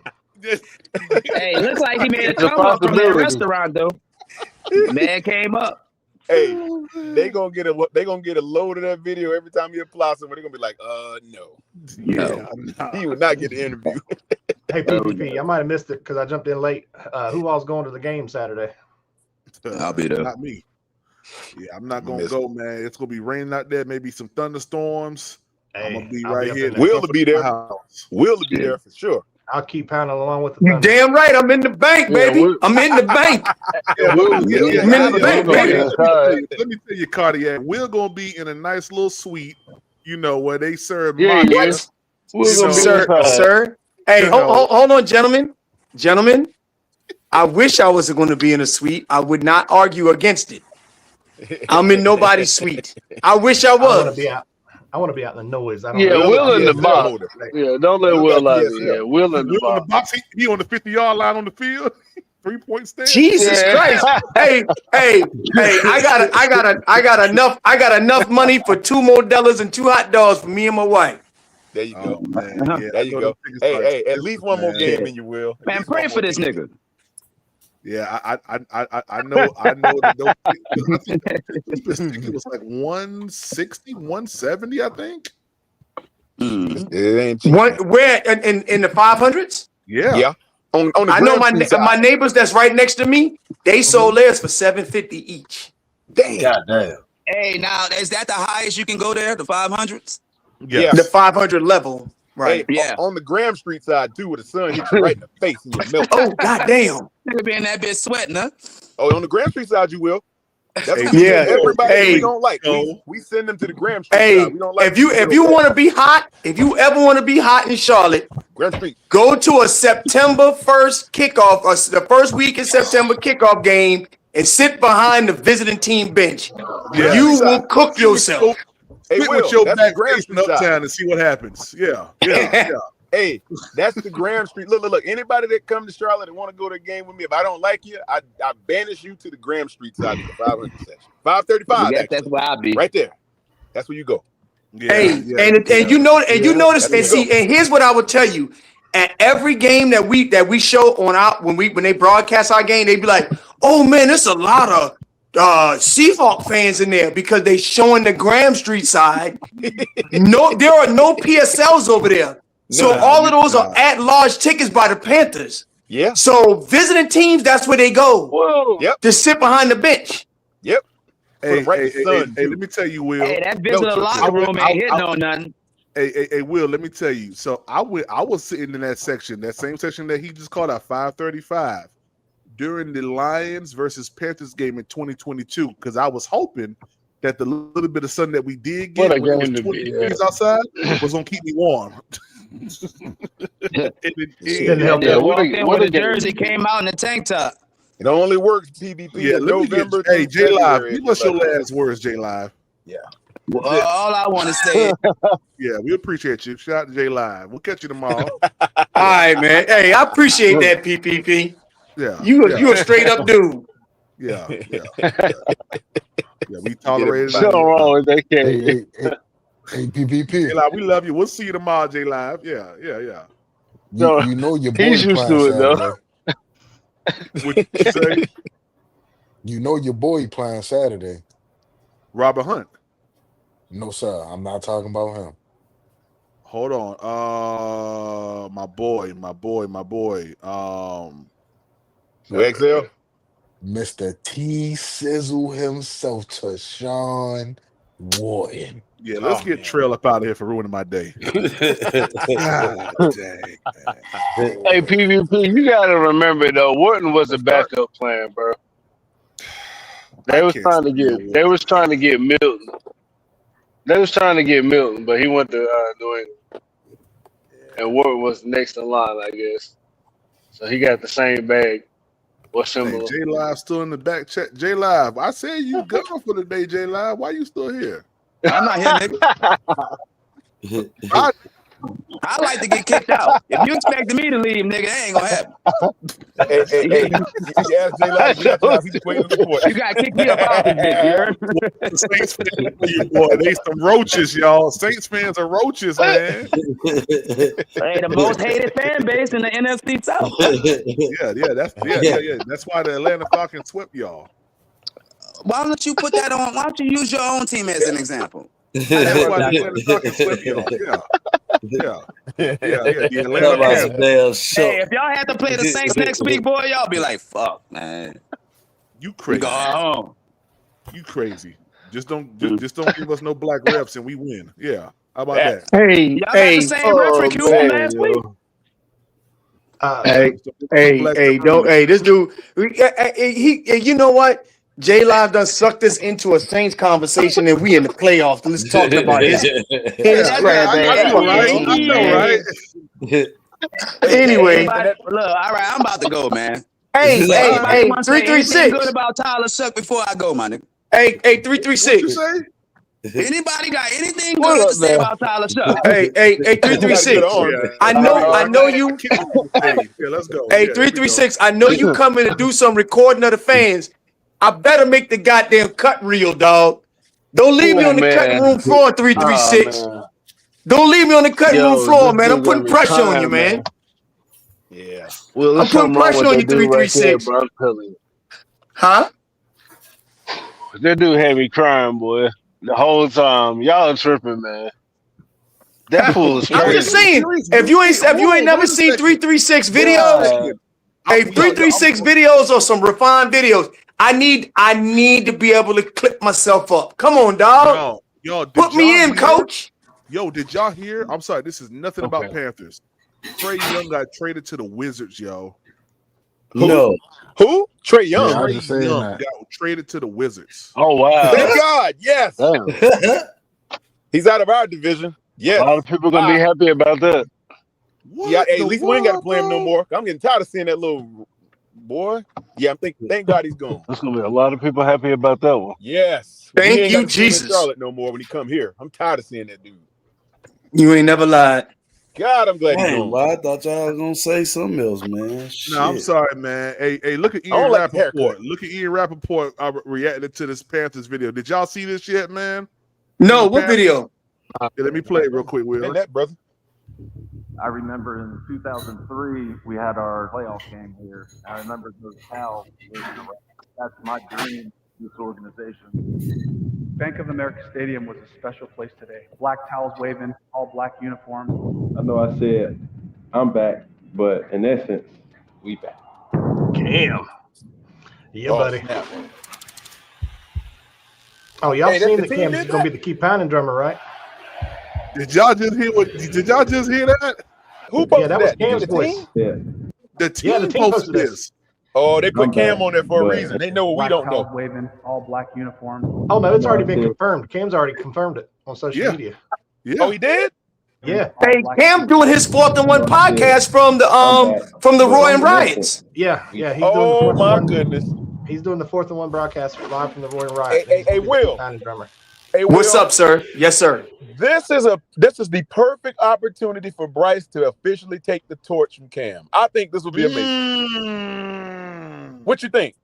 I'm kind of hot right now. Hey, what if Cam and Bryce walk out the tunnel together and Cam just officially hands Bryce that torch? Oh my God, boy! Yeah. Hey, literally,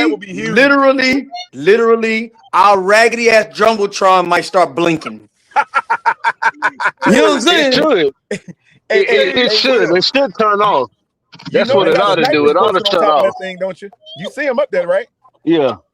The whole stadium should go black on y'all ass. That's what it ought to do. Y'all sound crazy. You know what? Hey, 336. I hope the lights go out. Hey, I can't help it. You can't. Hey, I cannot contain my happiness, brother. Oh man, that's gonna be worth it. It's gonna be euphoric, right? Man. And you know what? I'm gonna make y'all laugh. So my wife ain't gonna be able to make it to the game, and she is hot denim motherfucker. I know she hot. That's not. It's not my fault. That is she the one playing her trips with her girlfriends. That's not me. She waited till right after the season was over. I told her she had no faith in us going to the wild card. That's why she playing that goddamn trip. That's your fault. Bad idea. Bad idea. Hey, real quick. T. Cole. Milton hasn't done nothing for the Patriots this year, but everybody was going crazy over that situation. He ain't done nothing. My man been injured. That's true. He ain't done nothing. That's true. Well, That's true. That's true. And you know, I'm telling you. And you know what everybody's gonna say about us. Yeah. Talk to us. Carolina act like they went to the Super Bowl. Everybody gonna be like Carolina act like we went to the Super Bowl. No, we just showing y'all how we get down. We showing y'all how we get down. Y'all didn't realize we got down like that because we were mad as shit at the team. And Will, they obviously have never been in a look. Every single championship game that we've been to, I've been in this city all my life. And I'll tell you straight up, every single time we're in a contention for a postseason run, it's electric in Charlotte. Electric. You can go to Bojangles and man, there'll be a party up in there. I'm telling you, everywhere you go. You ain't got to tell. I'm telling you, it is going to be in fuego. It's going to be Friday and Saturday. When you don't go often, people forget, you know. Oh man. Hey, it's been a long time. I got coats, man, from 2003 season that I wear still.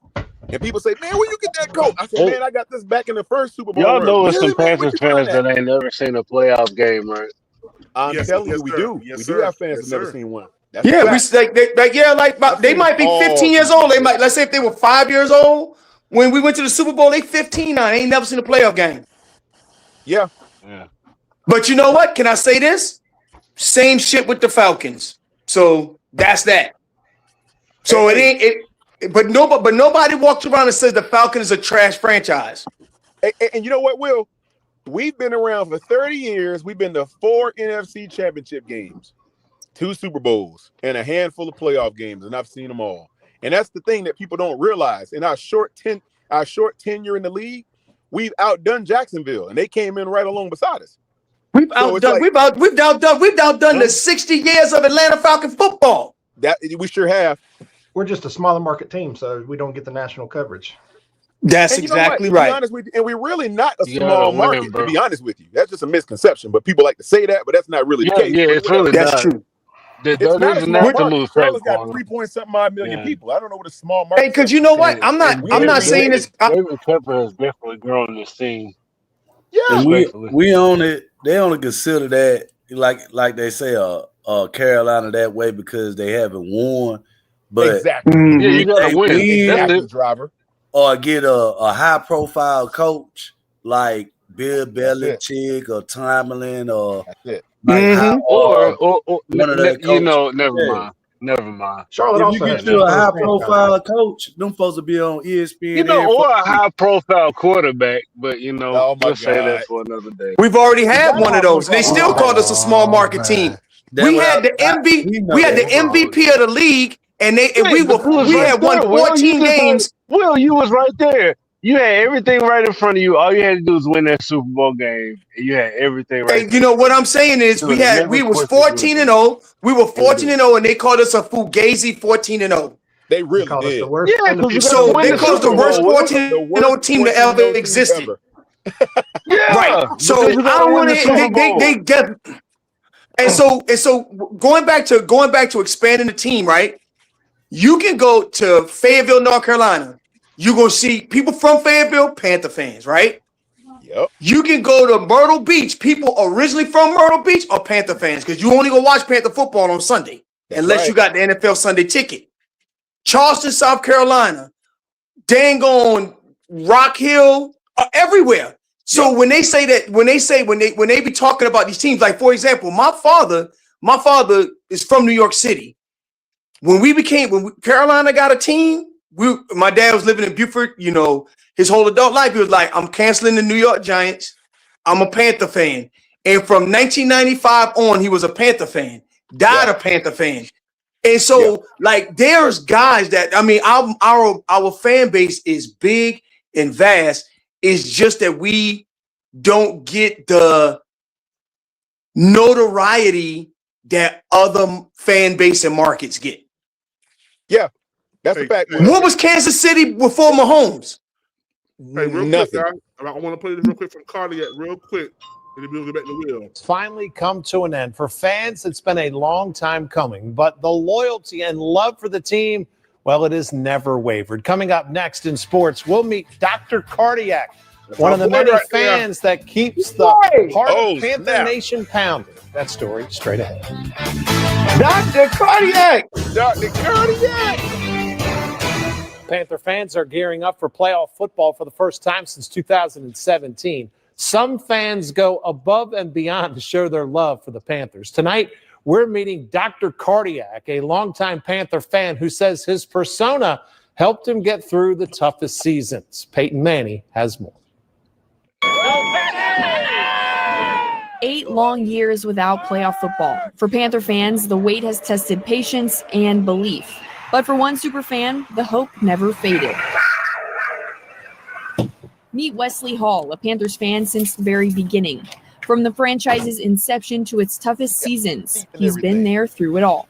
They announced we were getting a team in 1993, and I said, that's going to be the hometown team, and that's going to be my team. So from 95 all the way through today, I've been a fan of this franchise. But Hall wanted to stand out from the other Panther fans, and in 2023, Dr. Cardiac was born. I could throw a cat head mask on, wear glasses underneath of it, throw a lab coat on, stethoscope, Dr. Cardiac. At the lowest point of the drought, Dr. Cardiac still showed up, spreading energy, hope, and that keep pounding spirit. This persona helps me during the bad times because even though we're having a bad game when I'm at the stadium, when I see a kid, his eyes light up and go wide when he sees me and grabs his mama and says, look, and then she says, can my son get a picture with you? And I'm like, absolutely. That's one of the things we do it for. So some of the downtimes, this persona helps me get through that because I get enjoyment still out of going to the game, even if we lost. Now as NFC South champions, the Panthers will host the Los Angeles Rams in the wild card round this Saturday. I think it's going to be a very, very good game. The energy is the other thing about this season that I see as a positive. Years past, we've always felt like the visiting team. We've been outnumbered in the Bank of America Stadium. But since we started, even though it may have been our roller coaster season, since we've started win-loss, more and more Panthers fans are coming to the stands, and it's going to be electric.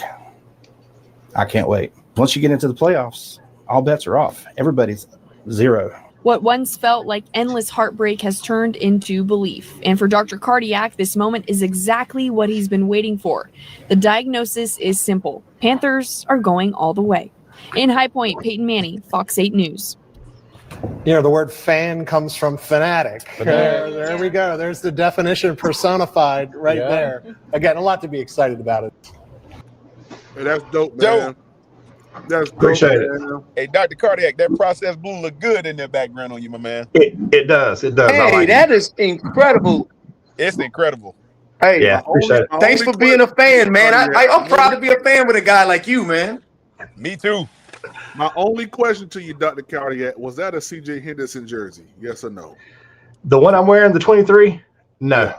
Okay. Thank you. It's actually 23 was the year I became Dr. Cardiac. So I got, the year, kind of the year I established my character. And on the back, what they didn't show on the back, it says Dr. Cardiac across the back. Okay. All right. Yeah. So it wasn't CJ Henderson, and it's not Trevor. Dang, PPP.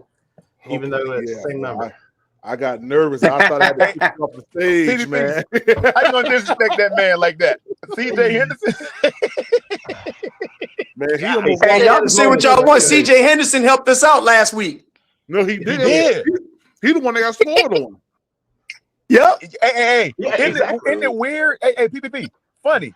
He got scored on that put us in the playoffs. But remember the last time we almost made the playoffs, he got scored on that kicked us out too. Yep. Yeah. I can't stand that dude, man. Yeah. The irony. The irony. Is thick, boy. You can choke on it. Wow. Hey, PPP, man, I'm about to. Hey, I gotta break out, fellas. Hey, I appreciate talking to y'all, man. And you know, I appreciate the time. And 336, I'm gonna find your camera. I hope I'm gonna make the cutoff on some of these shorts you be putting out there. All right, fellas. I'm gonna let you be good, Big Willie style. All right, y'all. Y'all take care. Yeah. You wipe. Yeah. You wipe that smile off your face. I will not.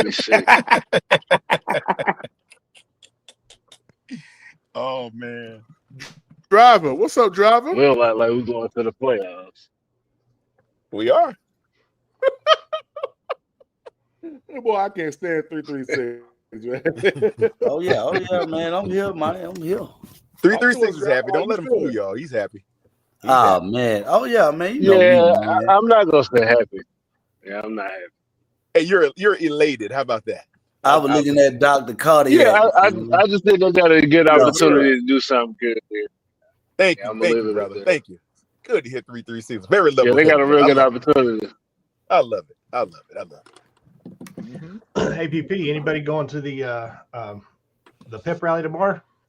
They're having a. I wanted to go there, pep man. rally at Between 12 and 1, but now I ain't gonna be able to be there tomorrow. I gotta work. No, it's from 6 to 8. Where at? 6 to 8 tomorrow at Clutch Kitchen.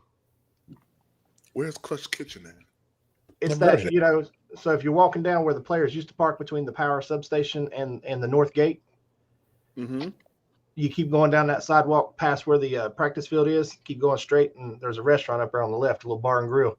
It's called Clutch Kitchen, and they're having a pep rally there tomorrow from 6 to 8. Top Cat's gonna be there, Sir Purr's gonna be there, Jonathan Stewart, Luke Kuechly, Anish Shroff, and one other legend I can't think of right off the top of my head. What's that on Cedar Street? I wish I wish I had my Panthers Prime podcast hoodie with me. It'll be here next week. Yeah, I wish I had that because I'd come out there with that old processed blue and black hoodie I got coming up. Yeah, man. There you go. It's gonna be on Cedar Street. Yeah, right there on Cedar Street. Oh yeah. Yeah, I done took off work. I'm gonna leave it at 1 o'clock, heading down there tomorrow. Oh, nice. Man, that's gonna, man. Listen, man, the bank's gonna be lit on Saturday, man. I'm expecting people to be out there Friday night, like ready for this game. Yeah, that's how it was in 2015, y'all. 2015, people was out there parked like the freaking Friday for a Sunday game, y'all. I remember the week that it snowed. It snowed the day before that championship game. Morning, I drove down there. We drove down there in the snow. Parked on a sheet of ice, and my brother had in a wheelchair. I had to get him out and sliding all over the place on that ice. It was cold. Yeah, that bank was rocking, and I think it's for that Cardinals game. Yeah, for the Cardinals game, NFC Championship game. I think it's going to be close to that this weekend, especially when Cam comes out there. I got out here in the practice field in the snow. That was dope. I wish it wasn't raining, man. I know 336. Yeah, I wish even if it was going to be cold. I just wish it wasn't. I love it, 336. I like the rain. I'll go. I love it. You know what it means? I don't like the cold rain for the game, though. That's what I'm saying. The cold rain for the game. It's gonna be cold up there. I think it's supposed to be. I think it's supposed to be the high 60. Yeah, I mean that ain't cold now. Shit, it's gonna get cold when the sun goes down. Hey, driver, have you ever been to a cold day in Carolina before, my brother? No, I'm not used to that now.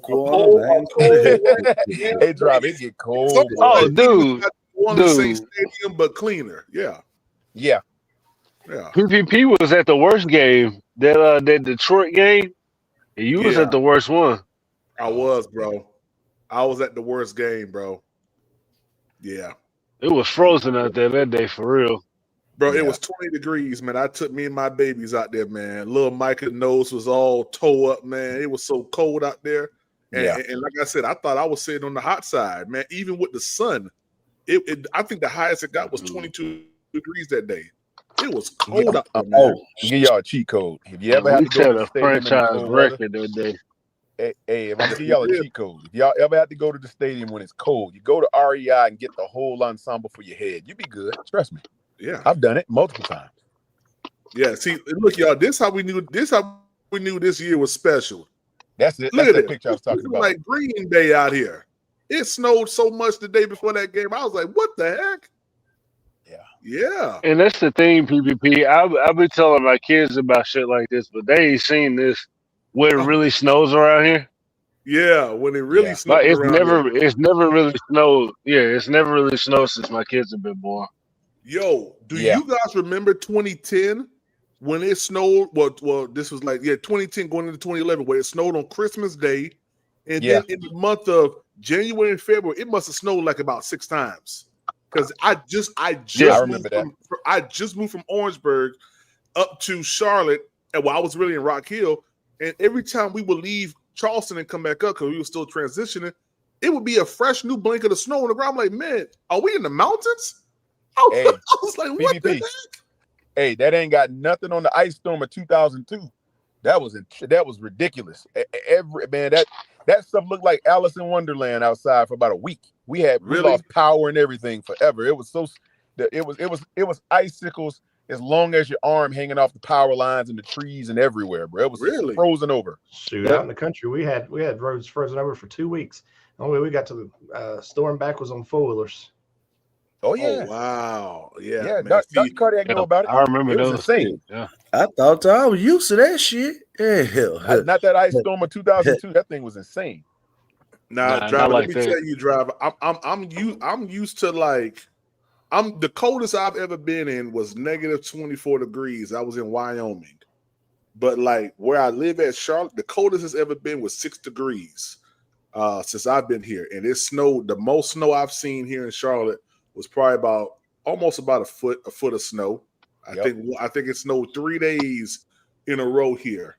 This is like back in 2012, 2013 or 2014, one of the two. It snowed It was a year after we got Cam. The year after we got Cam, 2012 or 13. It snowed. It snowed for 3 days. I said, "Well, God dang." Yeah. It do get very, very cold up here.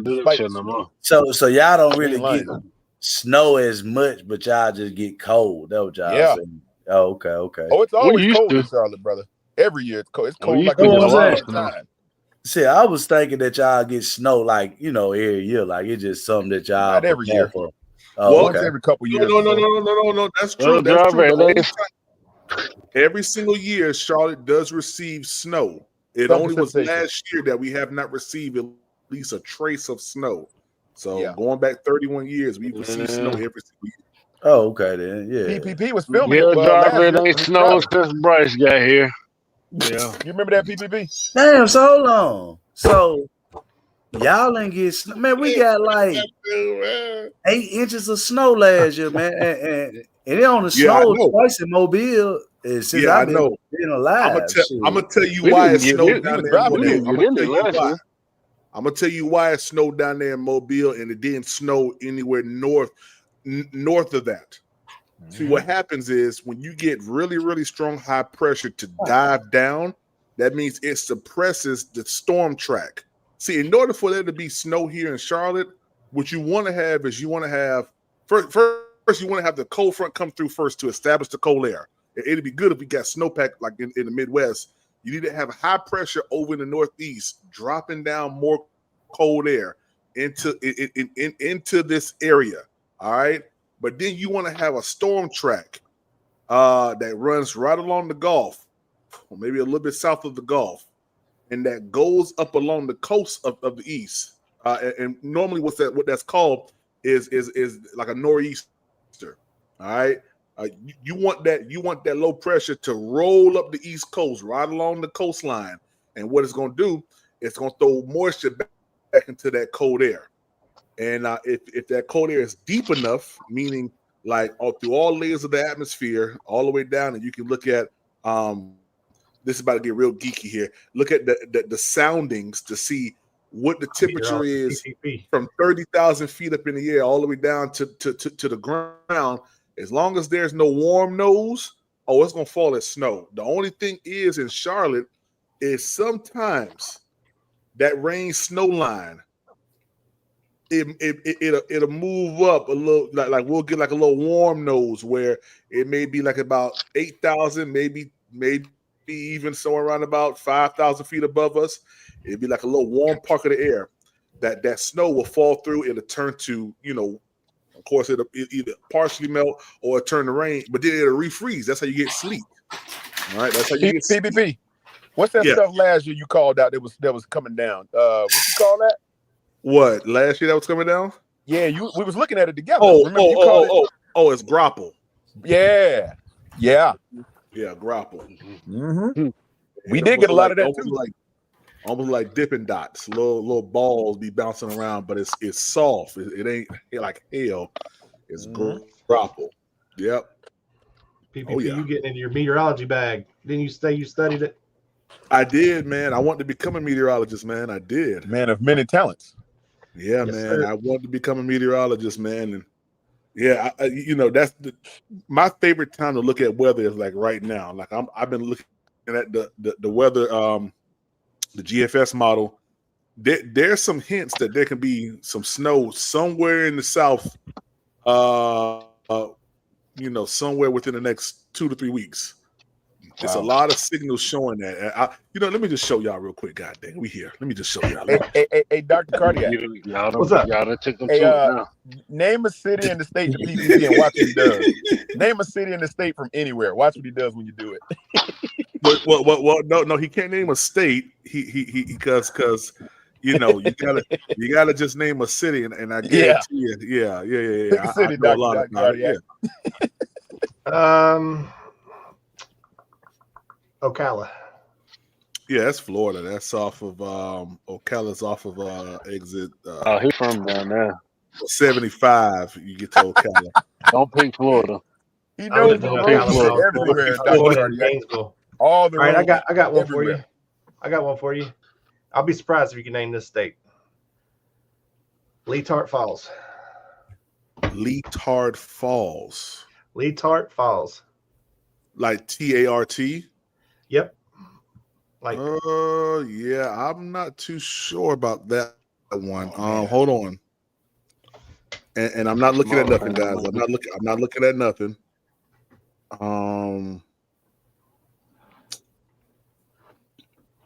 I've seen a sign for that one time before. Oh. All right. I'll give you a hint. It's close to another. No hints. Okay. I've seen a sign for that before. I want to say I was around Rocky Mount when I saw that. Nope. Or there may be, but not the one I'm referring to. I thought I was around Rocky Mount when I saw a sign for that. Either Rocky Mount or like Greenville, North Carolina. Is it somewhere on the east coast of North Carolina? Not anywhere in North Carolina or a state bordering it. Really? Oh, that's interesting. Is it a small little town?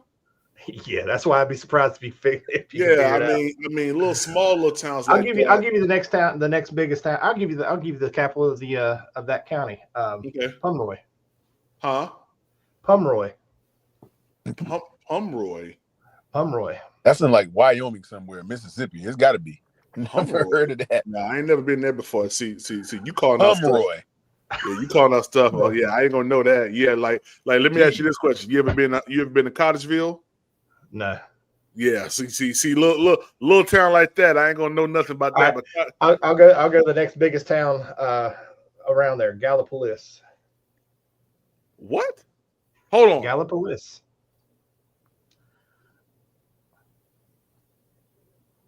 Nah, that ain't Mississippi. I don't know, man. I ain't never heard that before. To even know these little towns, you have to been going to them. There's no way you read about it. Gallipolis isn't a little town. It's pretty good. It's the biggest thing to a metropolis there. It's Southern Ohio. Southern Ohio. Okay, hold on. Okay. Southern Ohio is about Marietta. Not far. Okay, well, cool. Boom. There we go. Okay. I mean, so if you look at the map, you say Southern Ohio. I know Marietta. Hey, I done drove to Ohio. If you look at the map of Ohio, it's down there in the little boot. I say I done drove to Ohio plenty of times. There ain't nothing but small towns through that motherfucker. It ain't nothing but until you get to going up, you know. Southeastern Ohio is farm country. But farm. It's up north, but it's as redneck as you can get. What you say? Yeah, shout out to West Coast few Carolina. lows off going up that way. Nothing but tomato Bakersville. fields You and take cornfields. if you're coming from Vegas, you get on I think that's the 101. No. I think it's either the 101 or the 100 to go over to Bakersville from the Vegas side. Like you come down 15 and you cut across, if I'm not mistaken. Someone could quote me on that, but I think that's what you do. You either take the 101 or the 115 or something like that. It's like a U.S. highway that you run and you ain't got to touch LA at all. I believe that's what it is. Yeah. And you said it's running straight to Vegas? So when you're coming from Vegas, you're coming down I-15. I-15 before you get to, I'm looking at the city. Hold on. What's the name of that city, man? Golly. It's escaping me right now. It's right north of Pomona in Ontario. Yeah, Barstow, California. When you get to Barstow, you get on. I think that's the 110 or the 115 or 10. It's something like that. I'm not looking it up right now because I'm trying to remember. But I know it's a U.S. highway that you take to get over to that. He said, "Yep, you can take the 15." He says the 15 to the 58. It's 50. It is 58. It is 58. My bad. It is 58. You run the 58 across. Dang it. I'm gonna ask you this. You ever? Well, I know you saying you probably pretty much drove out that way. Now I don't know what highway it is, but I took it to get to Vegas, leaving Sacramento, and man, when I say I wouldn't recommend that highway to nobody. I ain't gonna lie to you. Driver was on the side of a cliff, boy. Man, I swear to man, listen to me. And y'all think I'm bullshitting or not, bro. I drove for a day and a half, it probably took about a day and a half, bro. I ain't see a gas station, a fucking hospital, nothing. I'm talking about seriously. I was looking at like I say, it might have had one gas station or something, but that's something I would never recommend that shit. That's a death trap. It's in the desert. Man, shoot. Hey, driver, let me tell you, bro. A whole day? I was gonna say, you want to talk about some small towns. When I was living in Leetart Falls, the K through 6th grade elementary school had 86 students in it. The principal was the 5th and 6th grade teacher and the county sheriff. Good God, that's little. Yeah, dang. That's tiny, boy. Yeah, that's it right there. You run the Each 15 teacher taught down, 2 grades. It's 58. Yep. And this road here takes you right over to Bakersville, y'all. Man, you get locked up in that town on Tuesday, you don't get out the next Thursday. You got to stay a week in jail. You ain't even got to touch you get out LA. over there. God dang. Yeah. Hey, driver, have you ever been on I-8? I-8. I mean, how far that down? Because San Diego, bro. I can't. Nah, I ain't never been to San Diego. Let me tell you something, bro. When you get about right here, you see how the road split, the interstate split right here. Yeah, boy. This little stretch right here tore me up so bad because it's so much wind that's funneling down onto the road, bro. We was coming around one of these curves. In the curb, the bus would move from the right lane to the left lane in the curb because of the wind. Yeah, was it a bypass, PPP? Yeah, so you can say this is a bypass. Like instead of going back up from San Diego on I-5 to LA, you take I-8, and I-8 runs you right back over to I-10. It should run. Yeah, like I said, it should run you a lot 10. of people don't know that the even numbered interstates go east and west, and the odd ones go up north and south. North and south. Yep. Ain't you right there by Vegas, PPP? Right up on the Phoenix, huh? I would say you right by Vegas. I was gonna show you. It's a highway that runs straight on the back of Vegas, runs straight up. Because I had to go from. You come out of hold on before I get there. You hit Flagstaff, and I think it's right before you get to Kingsman. I think. Let's see. I think it's right before. Okay, this is I-17. Take you up to Flagstaff. We gotta get to I-40. Okay, he go I-40 right here. Okay. I'm talking about right there. You see where they got that down, where it go down a little road right there? Hold on, right there, split with that little highway. Right there. I took that shit right there. Yeah. All the way down. I took this one time. This Oh 93.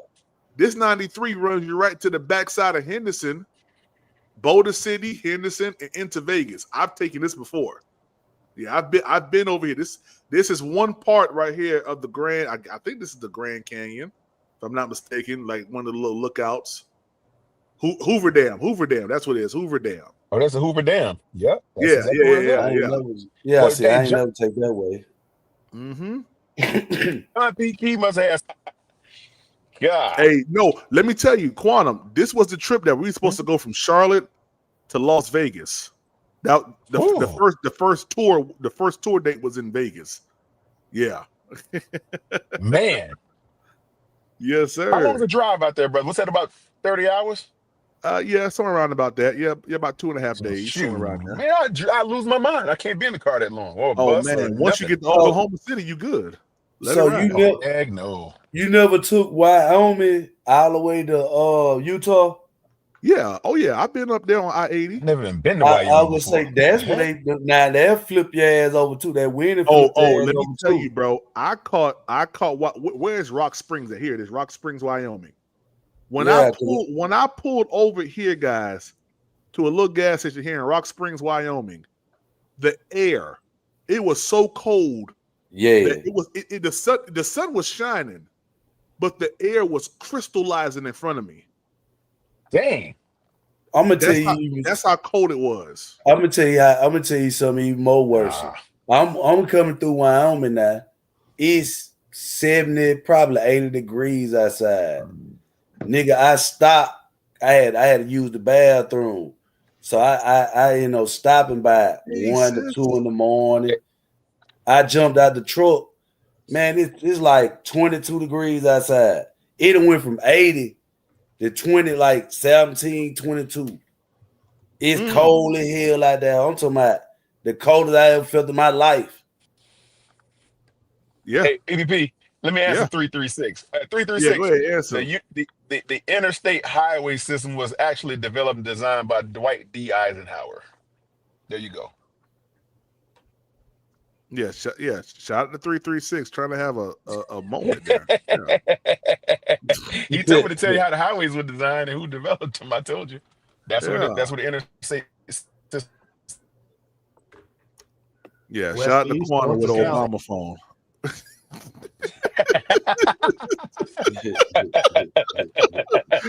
I call him the Obama Clinton phone. See, if you had a Trump phone, you'd have been all right. Yeah. Hey, this is how I know though. Hey, PP, when you got your service back on your phone? I don't know, because I had AT&T at that time, I guess. But Big Nate, PPP. Huh? Big Nate in the chat. Yeah, I know. I told her hit the link. What up, Big Nate? Yeah. Hey, listen, I had to eat crow, man. Big Nate, they won. They won the game. Shout out to the Seahawks. Yeah, y'all gonna lose. Y'all gonna lose to the to Green Bay. Green Bay gonna beat y'all next week. Yeah. PPP, could you imagine if the 1, 2, and 3 seeds all lose and we end up having 3 home playoff games if we make it? Hey, did you see what I did the other day? I might have, yeah. Oh yeah. Let me put this back up. Oh yeah. When you was doing the bracket, I think I was in the room. When you was doing that. Yeah, yes, sir. It's possible. It is possible. It's very possible, bro. Here we go, right here. It's very possible. So Carolina, there we go, wins. Then we need San Fran to win, and then we need Green Bay to beat the Bears. Now I'm gonna go ahead and do. Yeah, I think the Texans are gonna beat Steelers. I think the Bills are going to beat them, and let's go with the Patriots. Boom. Watch this, chat. That'd be a sweet. Look at that. Panthers playoff. Panthers Super Bowl rematch with the Patriots. Yes, sir. Oh man, we need our face back. Yeah, look at that. Look at that. Hey, Big Nate, this for you, Big Nate. Panthers beat San Fran. Green Bay beats the Seahawks. Yeah, in Seattle. I said it. Patriots win. Broncos win. Hey, either one, Patriots or Broncos, we getting a rematch. Yeah, That's yeah. right. Now watch this. Another I'll take either home one of game, Big Nate. Cardiac. Another home Either game. one. See, yeah. Sam Darnold at home eating bean pie and dry cornbread, watching the Panthers beat the Green Bay Packers. And then here we go. We can really take our choice because it don't matter who we play. Yeah. Let's get the Broncos. Boom. Get the Broncos. Yeah. He looked like a lumberjack. Yeah. Hey, and guess what? Panthers win. Yeah. Shut it. But it's set up. Same outcome, BBB. Same outcome. It's set up to be a rematch 2015 because it's in the same place that we played 10 years to the day. That's it. So, Santa Clara, baby. Santa Clara. We don't have a veteran future Hall of Famer getting ready to retire, and the league want to make sure he gets his second Super Bowl ring. Facts. Yeah. It took 10 See, years. man? But hey, I'm gonna tell you right now, Jericho Cotchery gonna have a shirt on that says it was a catch. I caught it. I caught it. Yeah, I caught it. I was gonna say, I think this run to the Super Bowl, bro, is gonna be so, we're gonna be competitive in a way that, like I said, we playing against Sam Darnold, but not Sam, Matthew Stafford.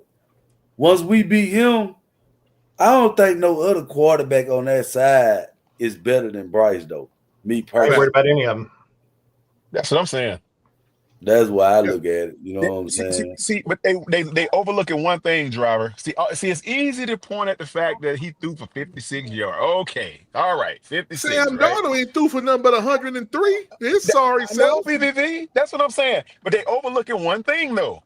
Bryce is more clutch than all those guys in the fourth quarter. I'm sorry, he just is. Yeah, you got to acknowledge it. I mean, that counts for a lot. Tight games in the fourth quarter. Guano. I forgot. What's up, Trail? I forgot Trail was still here. Stop it. Stop it, Quantum. Stop it. I must have woke him up. Quantum.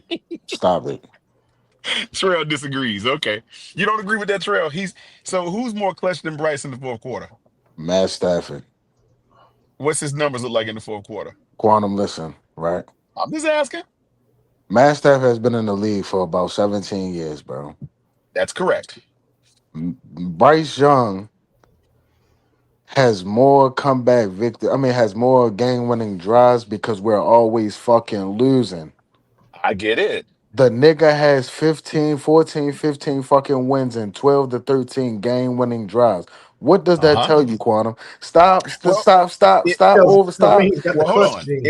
hold on a second. It tells me that the team is not performing well, but it also tells me that your quarterback can deliver when it counts. Facts. Talk your talk, Quantum. You cannot deny that, brother. Hey, despite what the team is putting us in position, or we're not winning, or the quarterback ain't doing enough in the first 3 quarters and all of that, okay, give it that. I'll grant you that. But at the end, when it matters, you can't take away the fact that those game-winning drives happened, and we came out victorious on the other end of the spectrum. You can't deny it. This is the bullshit right here. Because I can remember the Green Bay game, right? The nigga threw one pass for fucking 10 to 20 yards, and Rico Dowdle ran for the rest, and we kicked the field goal, and this nigga got credited for a fucking game-winning drive. How many game-winning drives? You handed it off to him. Stop it. Did you not see Bryce Young at the line of scrimmage? Change that PPP, play. I don't give a damn. I don't give a damn about him changing the motherfucking play to check it to a run. I don't give a damn. Y'all motherfuckers gonna stop this goddamn shit.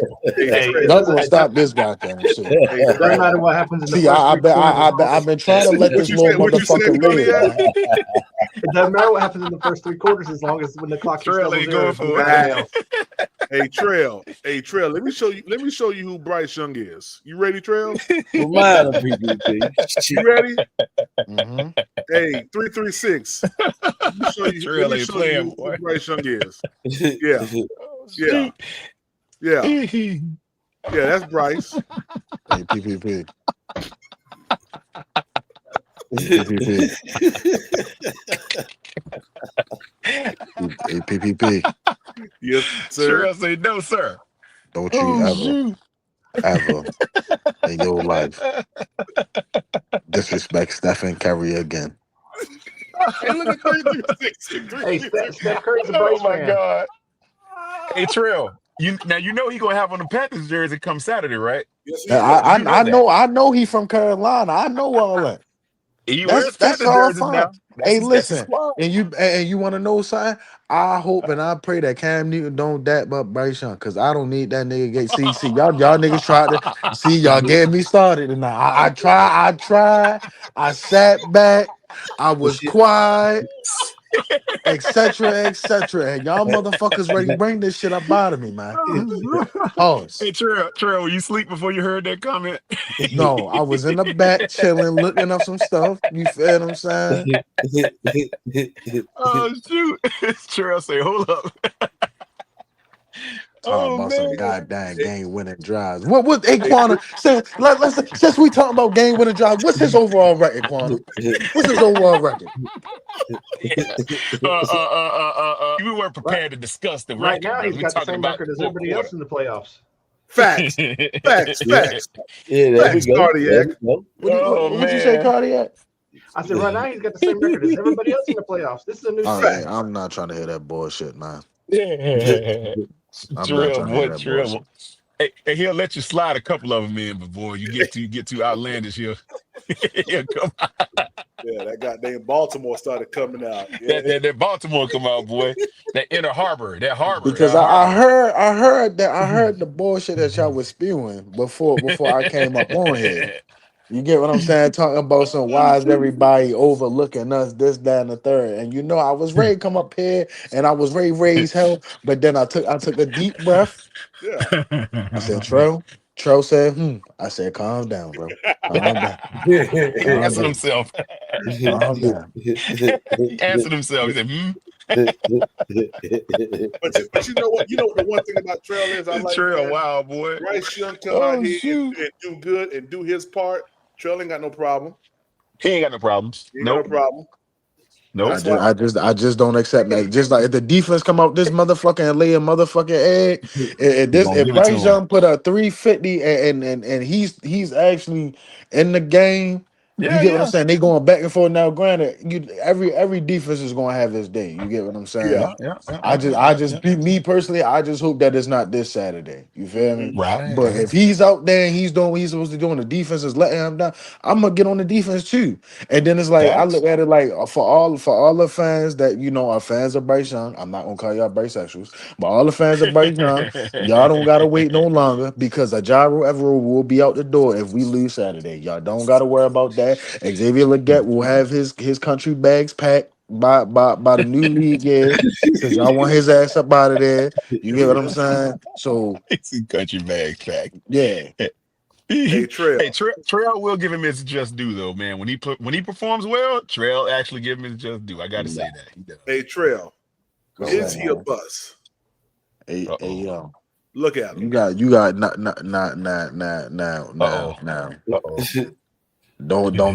Don't make me get on that Jalen Coker now. Don't make me get on Jalen Coker now. Jalen Coker's our number Go 2. ahead. Go ahead. What you got Okay. to say? So let's talk about on this past Saturday, Undrafted then, too, Dr. right? Cardiac. Undrafted. No. I don't give a damn. I don't give a damn if he came from the Bahamas. Jalen Coker was a number 2. He was starting. He was a part of the starting rotation on Saturday. Oh man. He played 90% of the motherfucking snaps. Yeah. And besides the touchdown that he caught in that fourth quarter, what the fuck did Jalen Coker do the whole game? Because see, here's the thing: if Xavier Legette was just out there, just getting cardio, just running this down the thunder, he was starting, y'all would have gotten his ass. So take the picture down. No, I ain't gonna take it down. I'm gonna say this. When Excel is out there in the starting lineup, what does he offer us? He gave y'all 3 catches on Saturday. I don't think he's a bust. I think he needs a little bit more work. I think he's going to be potentially really good. You see what happened. You see what happens when you move Jalen Coker from number 3 to number 2, and you move Xavier Legette from number 2 to number 3.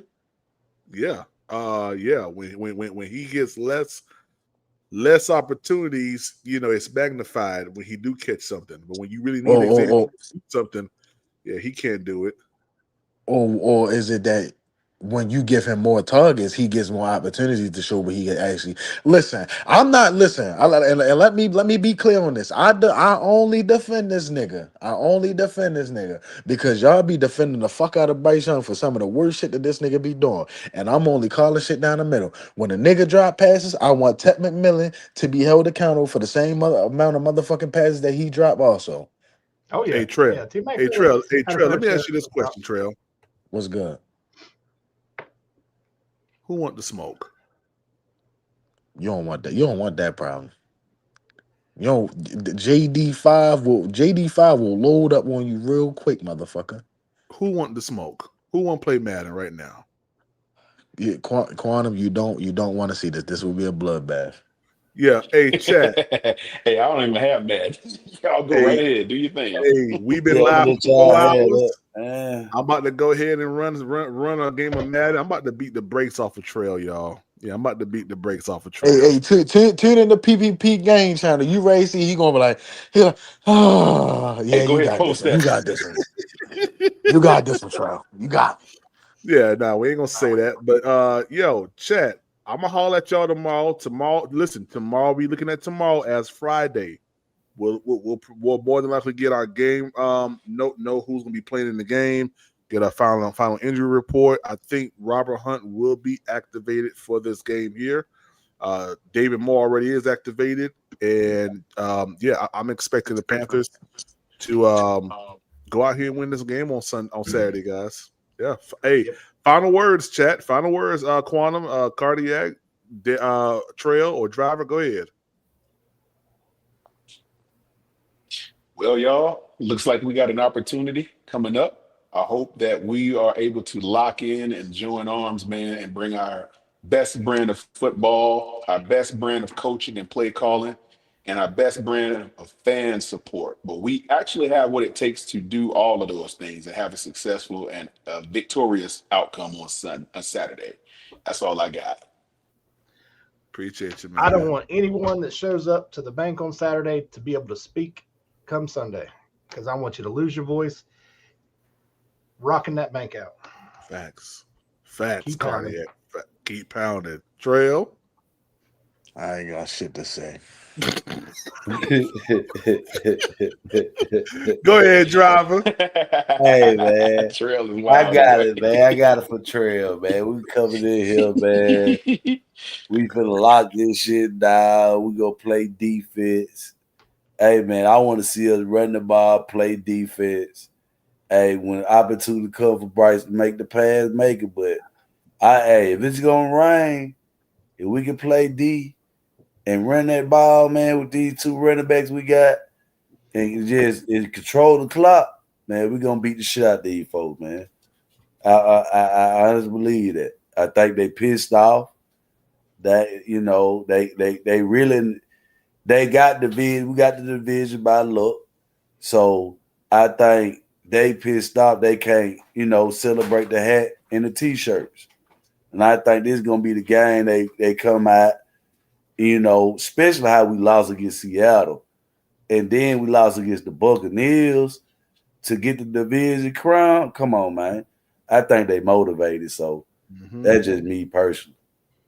Gotcha, man. And I just want to say one last thing, man. Shout out to 336, man. 336, this is, in fact, Bryce Mahomes. Yeah, look at him. Bryce Mahomes. Chat, we out. Keep pounding, baby.